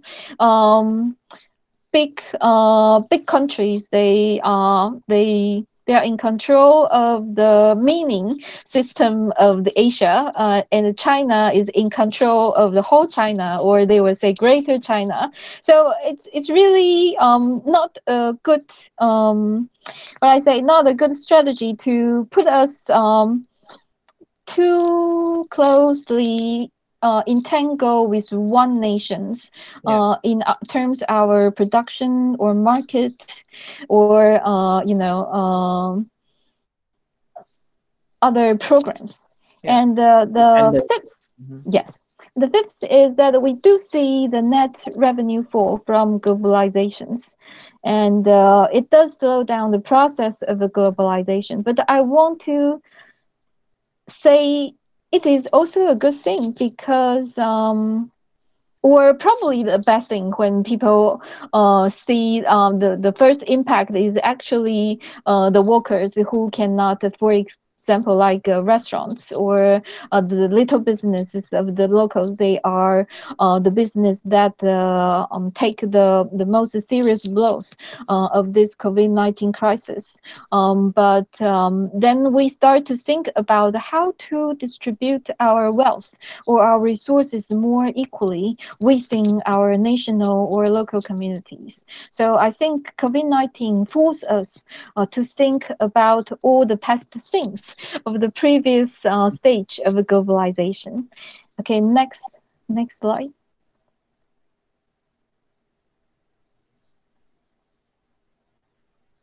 So what we can use this occasion, this slowdown of globalization to reflect on ourselves. We can pay more attention to the cost of the globalization rather than simply the benefits of the globalization. Most nations, they will say, okay, after globalization, my GDP increased like two-folds or three-folds. But if we look closely, we will find that the most of these wealth go to the top 10 or 20 tiers of the society. So the benefits really concentrates mainly on the so-called global elites. And what about the costs? The costs often are taken up by the manufacturer workers or the migrant workers. And so, for example, I want to say the family toils and the human rights of migrant workers. Some countries, they have to have a migrant workers to work in other nations to make more monies, but their family left. They have to leave their family, and they have no time, or they cannot look after their children, and so it takes a toll to that. And once they are working in other nations, they have to they have to face all the hardships of human rights. Some nations, they don't have a very they don't have a law system to protect the migrant workers, so they have to face those um, face those exploitations. And actually, it's actually the majority of the working class people who are taking the burden of the costs, and it forced us to look at the costs, or the elite-led and accountable international institutions, which I mean WHO. Actually, I remember that in February in Taiwan, everybody are saying that it is a pandemic, and but I think WHO doesn't announce it as a pandemic until in April or in May. By that time, it's too late, and too many people pass away because of the disease, or they take a lot, they sacrifice a lot. But we see those we see those members or those faculties in the WHO, still they don't take any responsibilities to that, which is really bizarre. And therefore the greenhouse emission, and there another fragment supply chains increase global transportation, and therefore the greenhouse emissions. We say about greenhouse emissions, we also have to go back to the fragmented supply chains. Lots of the manufacture in Taiwan. I will use Taiwan as an example. In Taiwan, I think like 20 years ago, lots of factories, they moved to China because China have a cheaper land, and they have a cheaper labor, which it means that they focus their development in terms of costs. And so in order to reduce the costs, they don't think about their responsibilities or how the society has supported their enterprise. They move to China, and to have a lower costs of their productions, and sell those products back to Taiwan. and but they take those jobs to other developing nations. So this is another problem of that. And the workers take the burdens. So, and the second, how to help use this occasion is to shift our thinking from the cost reduction. The previous example that I used, of those Taiwanese factories moved to China 20 years ago, they never think about what kind of risk they will do, and so help us to change that direction, and into thinking, probably we should consider more about risk rather than simply the cost. And so there's another thing about that. And this includes the risk reduction of impeding the self-realization and utterance of heterogeneous cultural identities. Because I'm a communication scholar, so I pay a lot of attention to the cultural identities of many communities. I think I will use Taiwan as another example. I think in Taiwan, we still have some, TV channels. They will import lots of TV dramas in the early days, like 20 years ago. They buy in Korean TV dramas, and because at that time Korean TV dramas are very cheap, cheaper than your local productions, and then they import lots of Chinese TV dramas because it's even cheaper, and so we don't produce our own, cultural products. We don't produce our own TV dramas or films, and gradually we don't have, any cultural, political, social experiences put into our works to share within the society, which is a very serious damage to our own self-realization and establishment of cultural identity. So this is another risk in That's why culture. in Indonesia now we never see Taiwan drama like Meteor Garden anymore. We have more Korean drama Korean, yes. rather than other, like Taiwan or other. Yes, so there's a thing, but I think if I'm in Indonesia, I will pay attention to. So what about my own Indonesian TV programs or TV dramas or movies? I want to see those very close to myself as well. So there's another thing that we have to think about. A third is that since we cannot travel around, we cannot go to Denmark or go to Europe, and to forget about our own society. So we can only stay within our society. We probably have to look around us and to start to realize, okay, so what is my society? What is my country? And what are the other communities I don't know about? And so the others who live among us, and we now have to face and to know, or we as others. So probably if we cannot leave Taiwan, and we probably to have to think. In Taiwan, we have 4 major ethnic groups. And it's always the Mandarin-speaking group who has the cultural hegemony, to have a dominant, cultural interpretations of what Taiwan is. And so if you are the indigenous group, you are a Holo or Hakka speaking, ethnic groups, you hardly have your say about it. Probably once you are here, you cannot run away to other nations to, leave all your troubles behind. Probably you can have this chance to start to really think, so who am I? And what is my problem? What is my society? So the fourth is that once we think about these, globalization will change. It won't vanish, but it will change, because without the mass transportation of humans or of people, we still have a mass transportation of commodities. We still have a mass transportation of, especially, information, image, and the data. Yeah. So globalization will go on, but it will change, and it will be driven by the combination of changes in popular sentiment. So this is the consciousness part. But if we really want to change, we have to bring in our government. They have to change their government policy. They have the other, corporations, our local corporations and the global corporations. Their corporate practices have to change. So okay, next slide. So here is the example that I will give.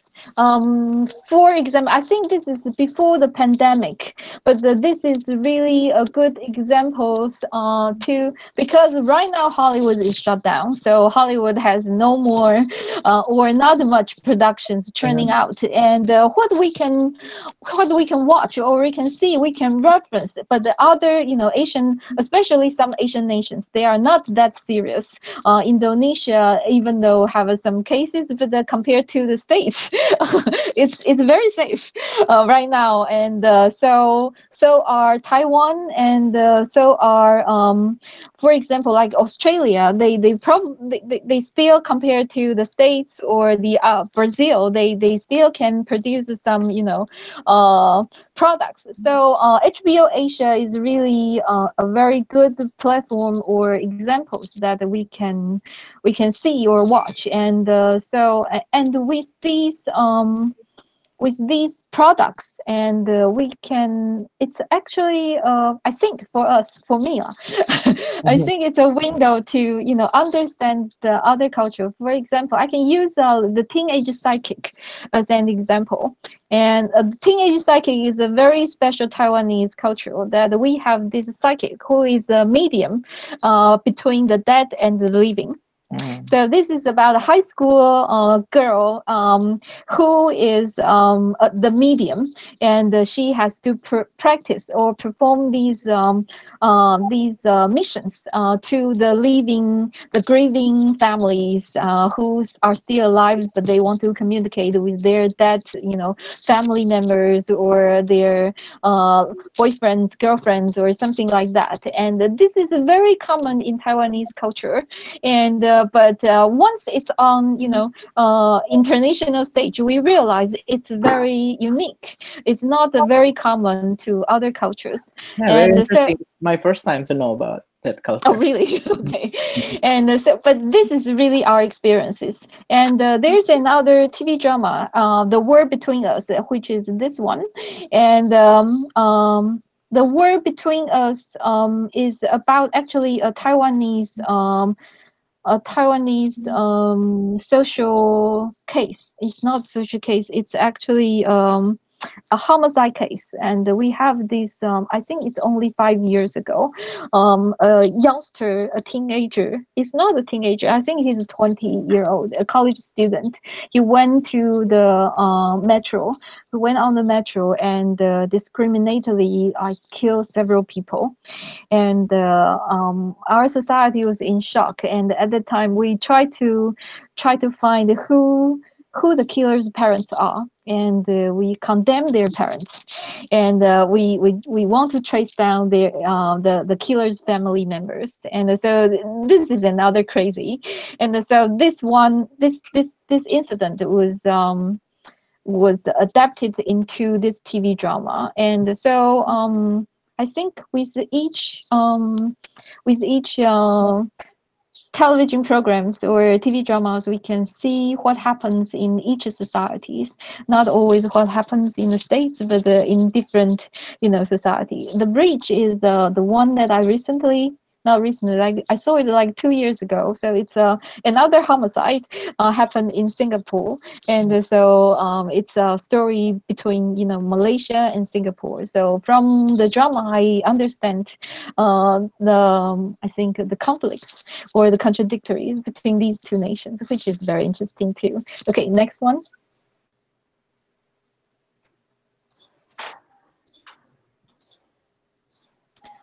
Greasy, this is Indonesian drama, and so it's it's a historical drama, and so it was on HBO here in Taiwan as well.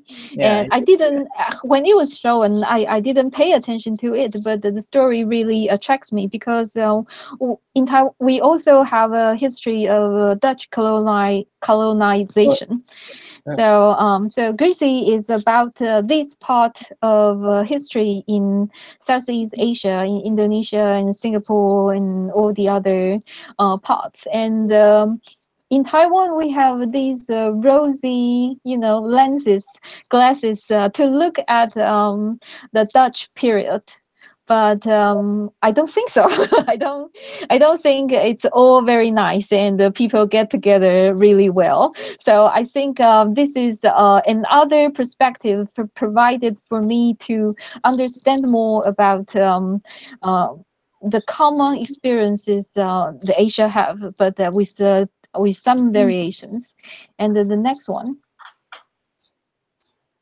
Professor Chen, you still have about around 10 minutes for the presentation. Oh, okay. I think it's almost okay.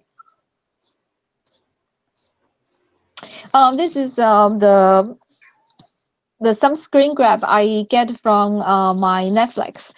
So what I want to say is that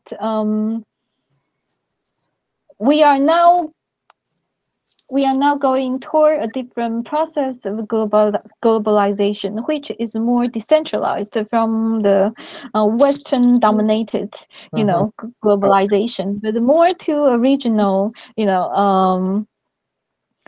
to a more regional platform or development of globalization. And so this is what, if we use Netflix in Taiwan and we want to see some drama from Indonesia, we can see those variations. And so we have these choices.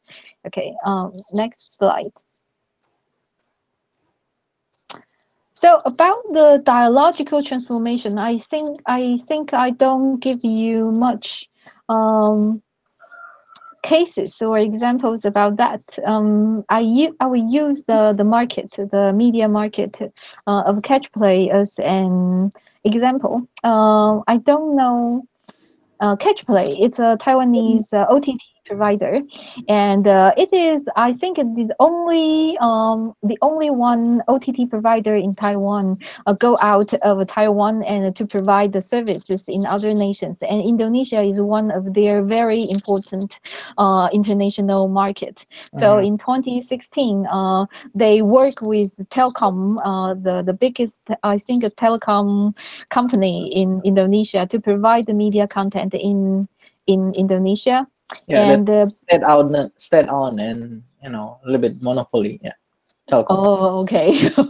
Okay. So they according to their business report, they say because they are taking a different approaches, because in Indonesia people usually they rely on telecom a lot, so they think to work with telecom is a good avenue to connect to their audiences. And they did their research about what Indonesian audiences want. They find with the 60% of their paid viewers, they pay for the movies. So they want to watch films rather than TV dramas or something like that.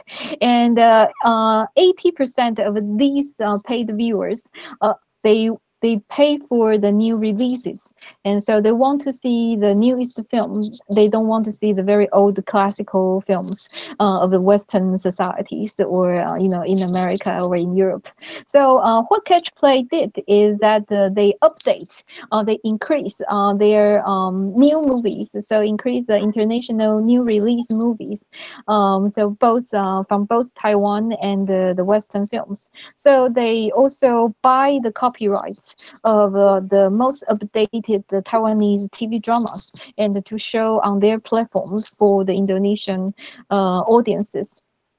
So so this company, they have changed. They have this kind of dialogue between their audiences in Indonesia. So when they are in Indonesia, they don't think about how am I going to promote my Taiwanese TV dramas or to expand my Taiwanese market. They are concentrate on what the Indonesian audiences want and what they will like. And so it's no longer what the Taiwan wants, but what the Indonesian viewers want. And so because the Indonesian viewers, they like to see the very up-to-date Western movies, and so they they do their best to get the copyright, and the fastest way to get the copyright is to invest on those films. So they invest in Hollywood to increase the Hollywood film content. They invest in New Regency, which is under Fox Group. I remember they invest like 6 films, include The Revenant by Leonardo DiCaprio, and Assassin's Creed, another film. So they use this to increase their content. So by 2019, Catch Play is the biggest OTT platform or provider in Indonesia. Netflix is the second one. So this is the one case of how Catch Play is trying to have this dialogical transformation of their own, company policy and their own, market, strategy about what they can provide. Okay, next one. So this is my last page.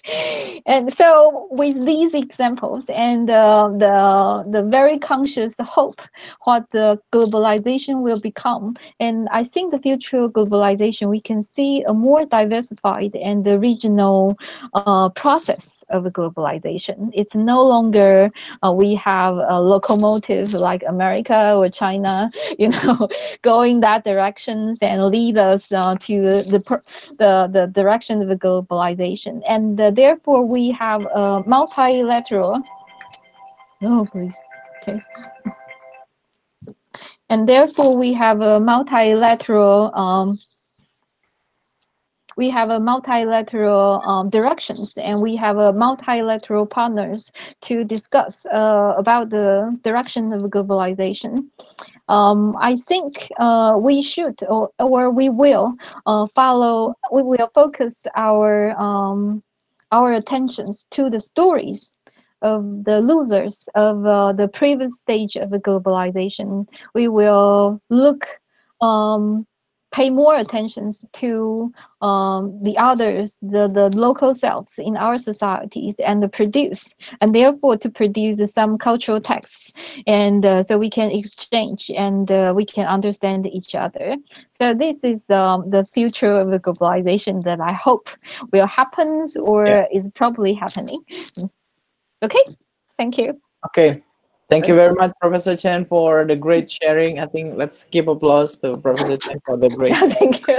And I'm glad that we can find that Dr. Masduki and Professor Chen's presentations, they complete each other, which is the good news is that this pandemic is actually bring some things, blessing in disguise, something which is also positive for our future, that actually I don't know if we are included as the losers, but we have the chance also to take part in the future globalizations, that we can take more part culturally, ideologically, and also economically, that Dr. Masduki has highlighted, that we can get, we can give more attention and more opportunity to grow for the local product. And also the good thing is that like good future for our field in communication science, that communications will be leading, especially the one dealing with the ICT. And from the dialogical transformations from Professor Chen, we can learn that actually it's not only the Western who is dominating the future, but it will be more diversified, and then more use the term multilateral. Actually, I also found like one of the experts using the term multilateral. So it's not only it's getting more heterogeneous, and the last thing that I like is it's focused on the loser, on the others. So we get the chance, now you don't only watch Hollywood movies all the time, but because you already watch all of your Hollywood movies, you want to watch a Taiwan movie, for example, or maybe yes, or Indonesia TV dramas or something. Yes, I'm glad that you watch, some Indonesian movies like Bagi, or maybe like the one in the Dutch in this time. Okay, so I think we had a very nice discussions and presentations today, and I think it's time for us to we have about around 30 minutes for Q&A, live Q&A. Actually, I was checking the chat, and I haven't found any questions in the chat room, but I will give the opportunity to you to ask questions either live or maybe using the Q&A in the our chat menu. Oh, I already got one from Mr. Nara, from Mas Nara. Nara is asking, I don't know, I think it's good if Mas Nara can speak directly, but I will read the questions. For Professor Chen, I read in several journals that Taiwan's risk communications in facing pandemics, SARS, for example, at the time, being appreciated. So what did the Taiwanese government or press or media or company or common people do at that time? I think the Taiwan experience could be a best practice that can be shared. So, and the second question for Dr. Masduki, in Indonesia, I think there is another dangerous thing called hoax, the hoax, the fake news, misleading information, etc. Or some expert call it infodemics, that being spread by anonymous people and people, irresponsible people. So maybe you can address these questions first, Professor Chen, or Dr. Masduki first. Okay. I think I go first. Yeah, please. Thank you, Yana. Thanks for the questions, and thanks for your praise and encouragement. Yes, I think Taiwanese people are generally very happy about what the government has done, and I think this also has to do with communications, because they take lots of efforts to do the communication. And one point I didn't point out is that we use a lot of public communications to teach the general public how to prevent the COVID-19. For example, how to wear your mask correctly, and when you don't have enough masks and you can sanitize your mask, how will you do that? And how should you wash your hands? And how should you pay attention when you are in public places? And so these are all very basic, but they need to be reminded over and over. What the government did is that they recruit the public airing time of all channels. So every hour there are 2 minutes is for the public, public announcement of the COVID-19 prevention teaching kind of a class. And so they have doctors, different doctors, to introduce how to do that, and in different languages, in English, in Bahasa, in Vietnamese, in all the different languages to do that. And we also have this kind of a press conference, like every day at 2 o'clock. And so the Taiwanese CDC will have this press conference to update you how many cases we have, what are their situations, and what are their relations with each other. So it prevents you from being panicked. Often people feel like a panic because they don't know about the situations. But with these very, energetic or aggressive, communication efforts from the government, from the CTC, and so Taiwanese people become relatively calm. So I think that's the strategies that many governments can adopt to do that. Yes. Sorry, I was lagging. I think I missed. I think Professor Chen already answers Mr. Narayana's question, right? Yes. Mr. Nara is one of our lecturer, and he's mostly researching and teaching about journalism. So okay. And I learned also. I read in the articles that you also have like you have vending machine for the face mask, right, in Taiwan now?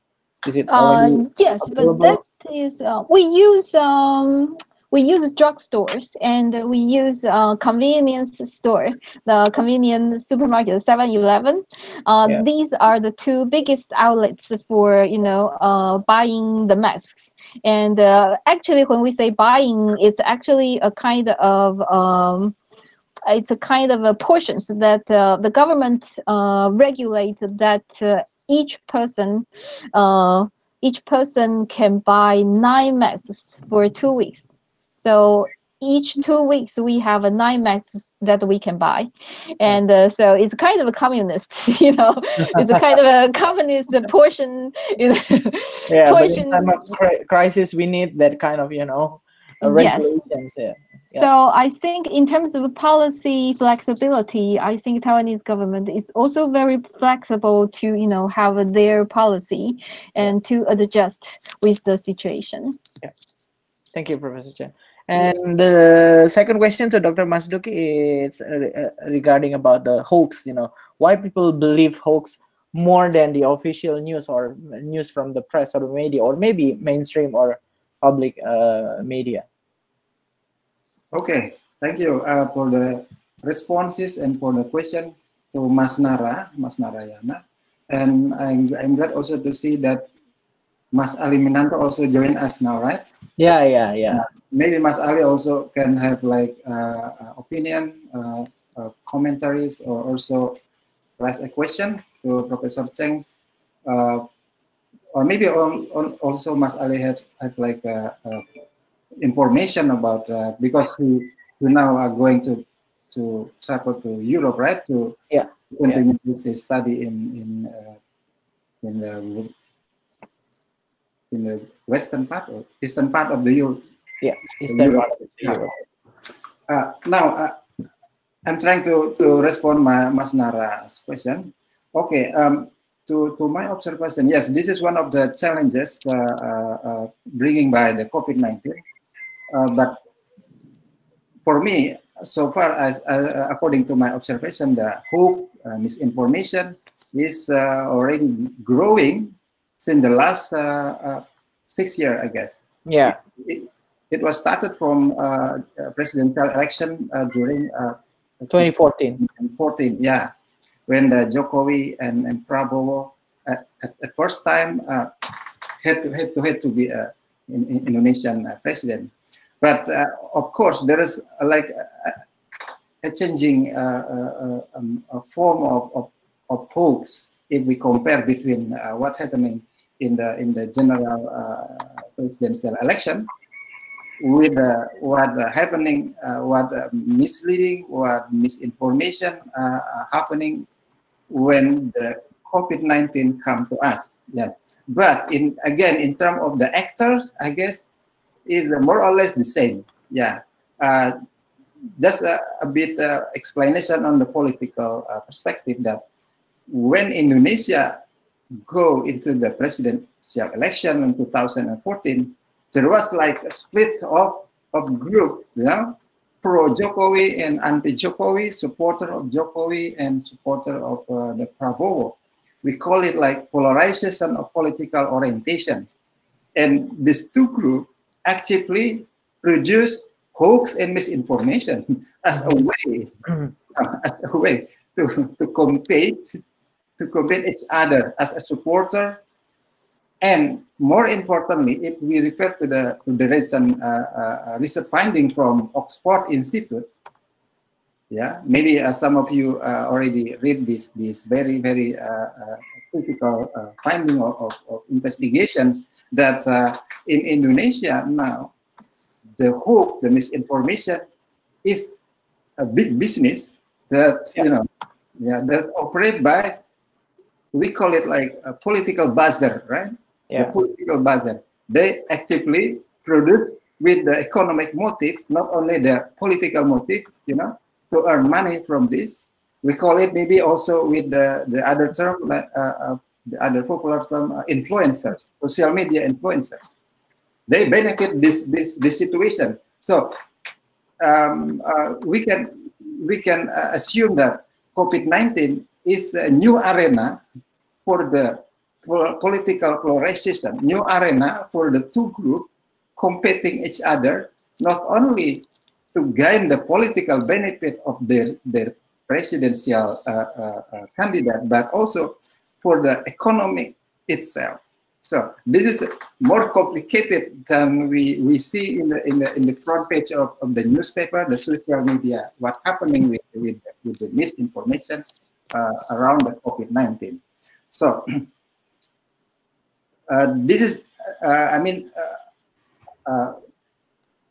a short explanation of the current situation regarding the misinformation in Indonesia from the political point of view. But if I try to answer the question from Mas Nara regarding the trust of the media, why most people give their trust to the spreading, to rapid distribution of hoax instead of giving their trust to the official, to the legal statement from the government. The answer is not simply about the format of the news itself, of the selection of the topic itself, to what extent the content is urgent for public. But for me, as a researcher of the public service broadcasting, the situation is come from the very long authoritarian era of Indonesia, when the government statement, when the media owned by the government were manipulated by the political interest, not by the interest of delivering public information. So we can see now from sociological point of view that people are still, in limbo, not really trusting the news that coming from the ruling government. Of course, if we see at present, there are many information delivered by government every day regarding the data of COVID-19 date, mortality, the data of how government taking care about the policy to combat the COVID-19. However, at the same time, most people rely on the social media that mostly placed by the hope and information produced by the two opposite groups I mentioned earlier. So there is competing information between the government information and the social media buzzer information. We need to see maybe in the next 2-3 months to what extent this competition confuse people or bring people to more clear information regarding the COVID-19. Yeah. That's maybe Thank you, Dr. Masduki. Oh, if I may comment something on the last discussion, that actually, from my perspective, that unclear informations, or maybe sometimes, if the government cannot send like a clear message and also the clear information about what should be done by the citizen, I think it also can cause why many hoax are spreading, many fake news are spreading, because, for example, like we know the policy about stay at home, or we know last Idul Fitri after Ramadan, for example, mudik or not mudik, and then cause confusing, mudik means in terms like going back to your hometown or your village or not after the Ramadan, can cause also like that kind of unclear information can also lead to the spreading of the fake news, or maybe another confusions in the society. I think that's Yes, I totally agree with you. One more thing also, we talk very much about the technical competency of government speakers. There's also a problem. Yes. Maybe it's communication work to help the government officials to communicate better. Yeah. Okay. There's another questions from Mbak Ida. I think this is on behalf of the students. So for both speakers, is there any suggestion for the students how to face this pandemic, since now they are not able to have a kind of a global mobility? How, for example, the CCU Taiwan face this for the academic global mobility? And what about, for example, Dr. Masduki, your experience when you studied in Germany during the beginning of the pandemics? How does the university or higher education give a global experience to the students in the time of the pandemics. Professor Chen first or Dr. Masduki first? Okay. So I think I reply either on the written, on the text. But I would say that the university is very good at adapting the situations. So because the Ministry of Education at that time in Taiwan, they stop all the international students coming into Taiwan, and so there's a time when so China is the first nation that cannot become because cannot be coming because that's the country that has the outbreak first. So it is first China, and then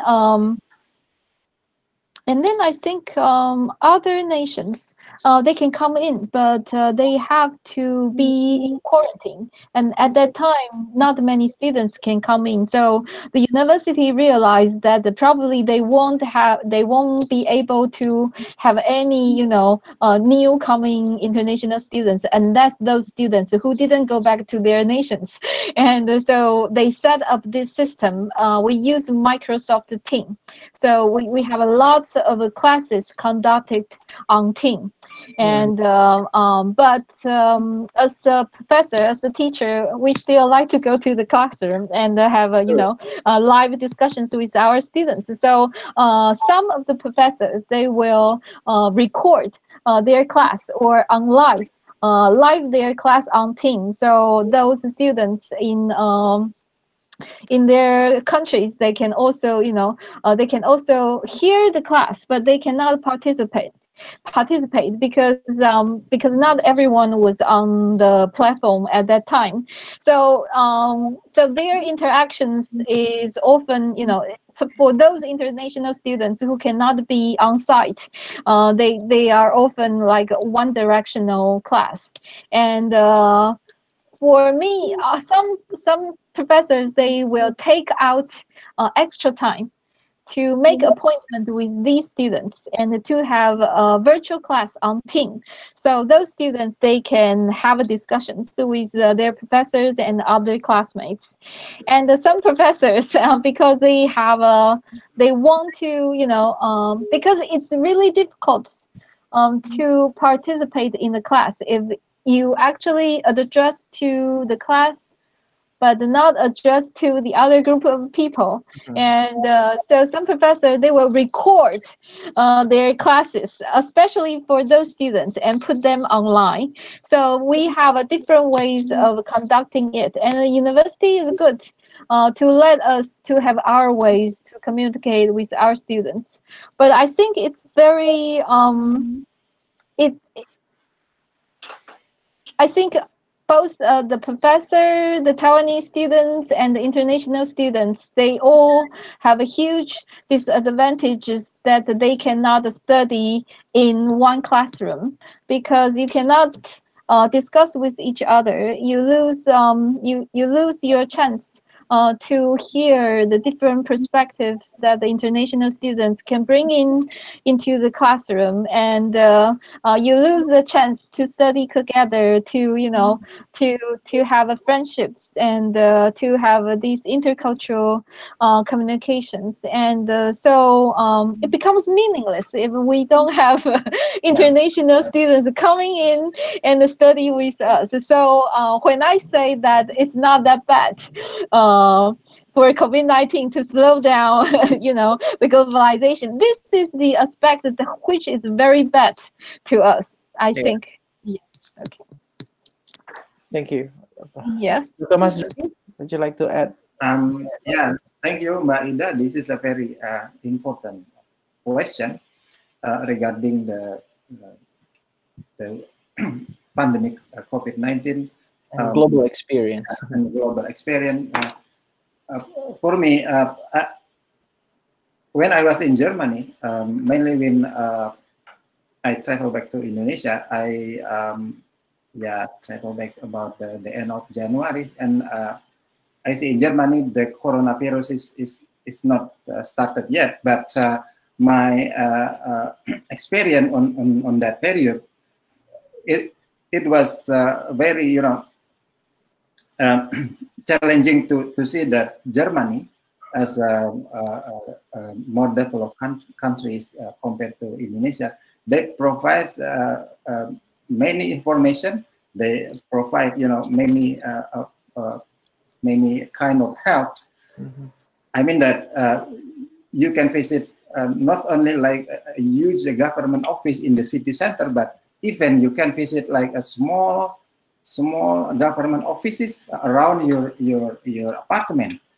You can find any information regarding how to be aware of the COVID-19 that was still on going on China, not traveling yet to the European continents. But my wife has a more critical experience because she came back to Indonesia later on March 2020, and COVID-19 just growing up in Germany. And what happened with her? She tell me that she, like mentioned by Professor Chen, have to stay at home. Have to stay 24 hours at her apartment, and there is no important thing to do because Germany is sometimes like more restricted in the government regulation regarding mobility of the people. Even if the very small accident happening, like a crash on the train, for example, it will be impact to the whole cities. So we can imagine if COVID-19 just coming to Germany, the number of deaths is still under 100, but the local authorities apply very strict regulation. So like the World War experience. That's what I my wife did not, going to the supermarket is prohibited. Going to, to even a train station is prohibited. So 24 hours staying at home. And what she can do, as I mentioned earlier, information is key for her. So as a suggestion for maybe our student, whenever you facing this kind of pandemic, kind of crisis, and you stay in the developed countries like Europe, stay calm, and then you have to collect information as much as you can, and don't go outside because the information is provided through the many platforms by the trusted local government. So this is the only one suggestion, because information is, not only just a passive information that provides you the data, but the information also include guidance, guidance how to do for your emergency needs. One more important thing that I want to share, that to my observation, whenever I was in Germany during 4 years doctoral study, I see public service broadcasters in Germany is a trusted platform compared to commercial broadcaster in terms of government information and even all information regarding the crisis like this. So this is something that referred to Mas Nara question also earlier, that we have a different, Indonesia and Germany have different situation regarding the condition of public media. Yeah, but we can conclude one thing, that actually information saves life, right? Yeah. Okay, now we still have about 10 minutes before we end the session, but we still have one questions from Dr. Subhan. Thank you for the question. Dr. Subhan is one of our senior lecturers in UII. Thank you, Professor Chen and Dr. Masduki, for the great presentation. I want to ask both of you about the phrase of new normal in the context of globalization. Okay, so this is language. I think this is Professor Chen's interest too. Is there anything new about the new normal? Normal has not worked for a majority of world population, but we force to use the term. Okay. In Indonesian context, the public did not fully comprehend the praise and focus on the world normal over the new aspect. The government has changed its praise into what's so called in Indonesia we call it adaptasi kebiasaan baru, the adapting the new habits. So, Okay. so what do you think? What do you say about this? I think new habits is probably more accurate in describing the situation, right? Because the normal is things that every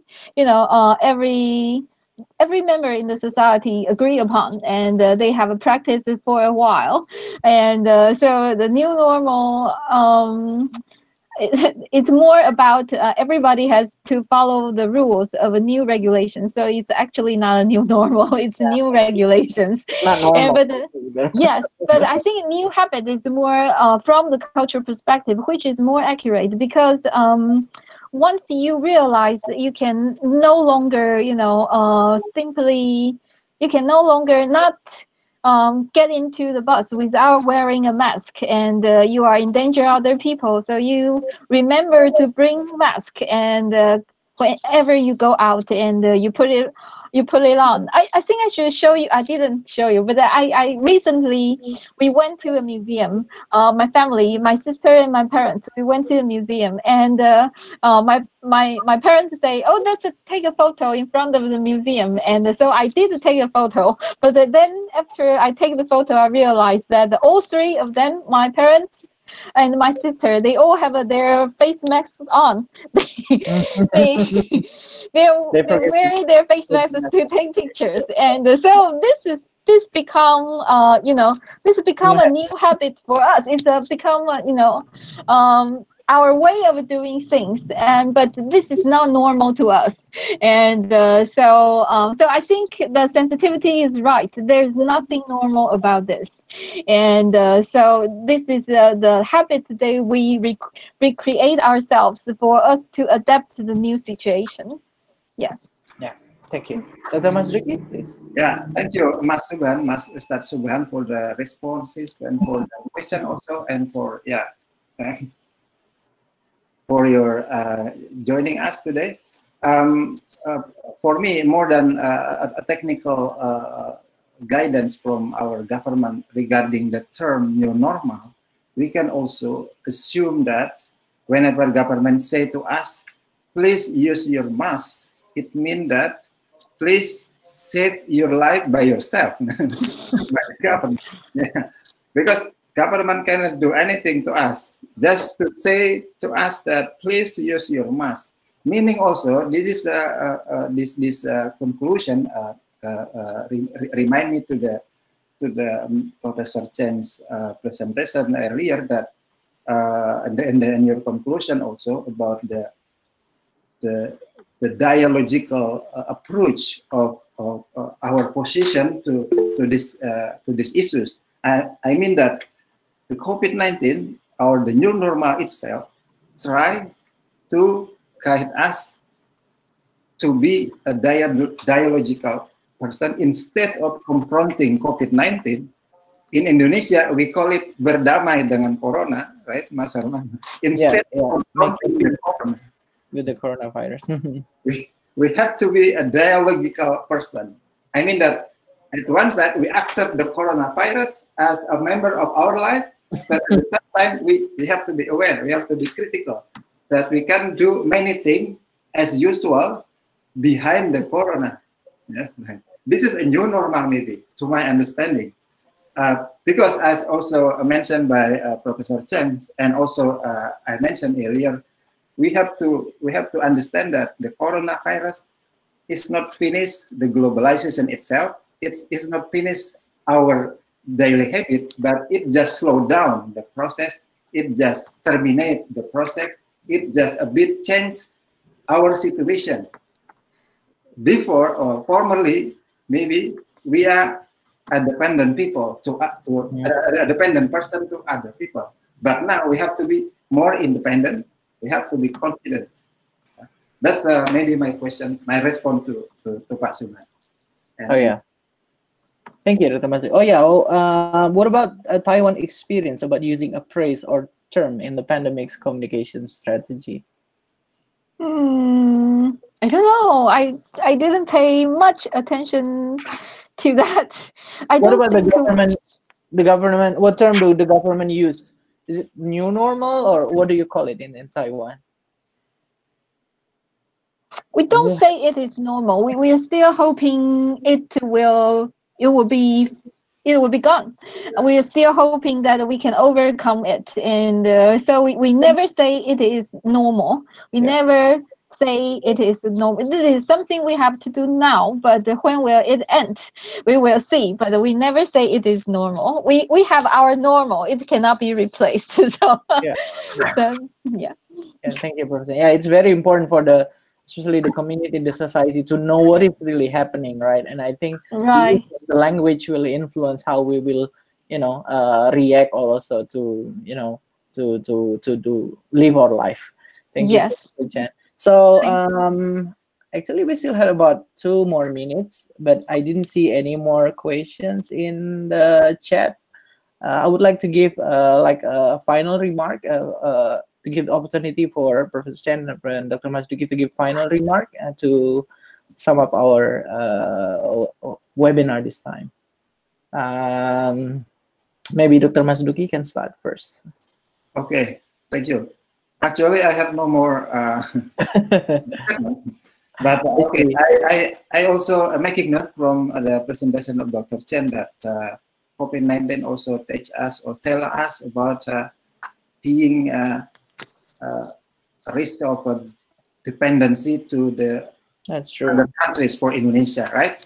For Taiwan also, being a dependency to the developed countries for more importantly. So I think this is also one of the key message from COVID-19, not only to us, but to our governments, to our top leaders in mostly in the ASEAN countries, or mostly in what Professor Chen called the loser people. The fragile, the other. Yeah. Thank you, Professor Chen, please. I think it's a very important topic, and I really appreciate Dr. Musaki's his presentations that very detailed and very updated. He provided some very updated literatures, and to see how these scholars talk about what the pandemic had made us become, and but I also see that so I think I'm over optimistic and Yeah, it's about important to stay optimistic. about the situations, and there are indeed some problems that we are facing right now, and we have to overcome. But I'm also happy to to know that we can see the transformations or the changes of globalization that make us to see other possible ways to overcome these situations. And so I think that is very important to have many of ourselves to look into the future and think what we should do. Yes. Okay. Thank you very much. Let's give applause one more time to our speakers and also Thank to you. the audience. I believe, the students, I think they already think that their questions have been represented by the questions from Mas Nara, Mbak Ida, and also Dr. Suban. So again, we would like to thank you very much for joining us in this annual globalization workshop. We hope that this is only the beginning. This is not the end. And the very good message from two of our speakers today. It's very important to be optimistic, and actually the globalization is being slowing down by the pandemics, but it gives so many bright side also for the others, for the multi perspective, multiculturalism, and multilateralism to other than the biggest hegemony that we know, like US or China. But it's time for us now also to see that actually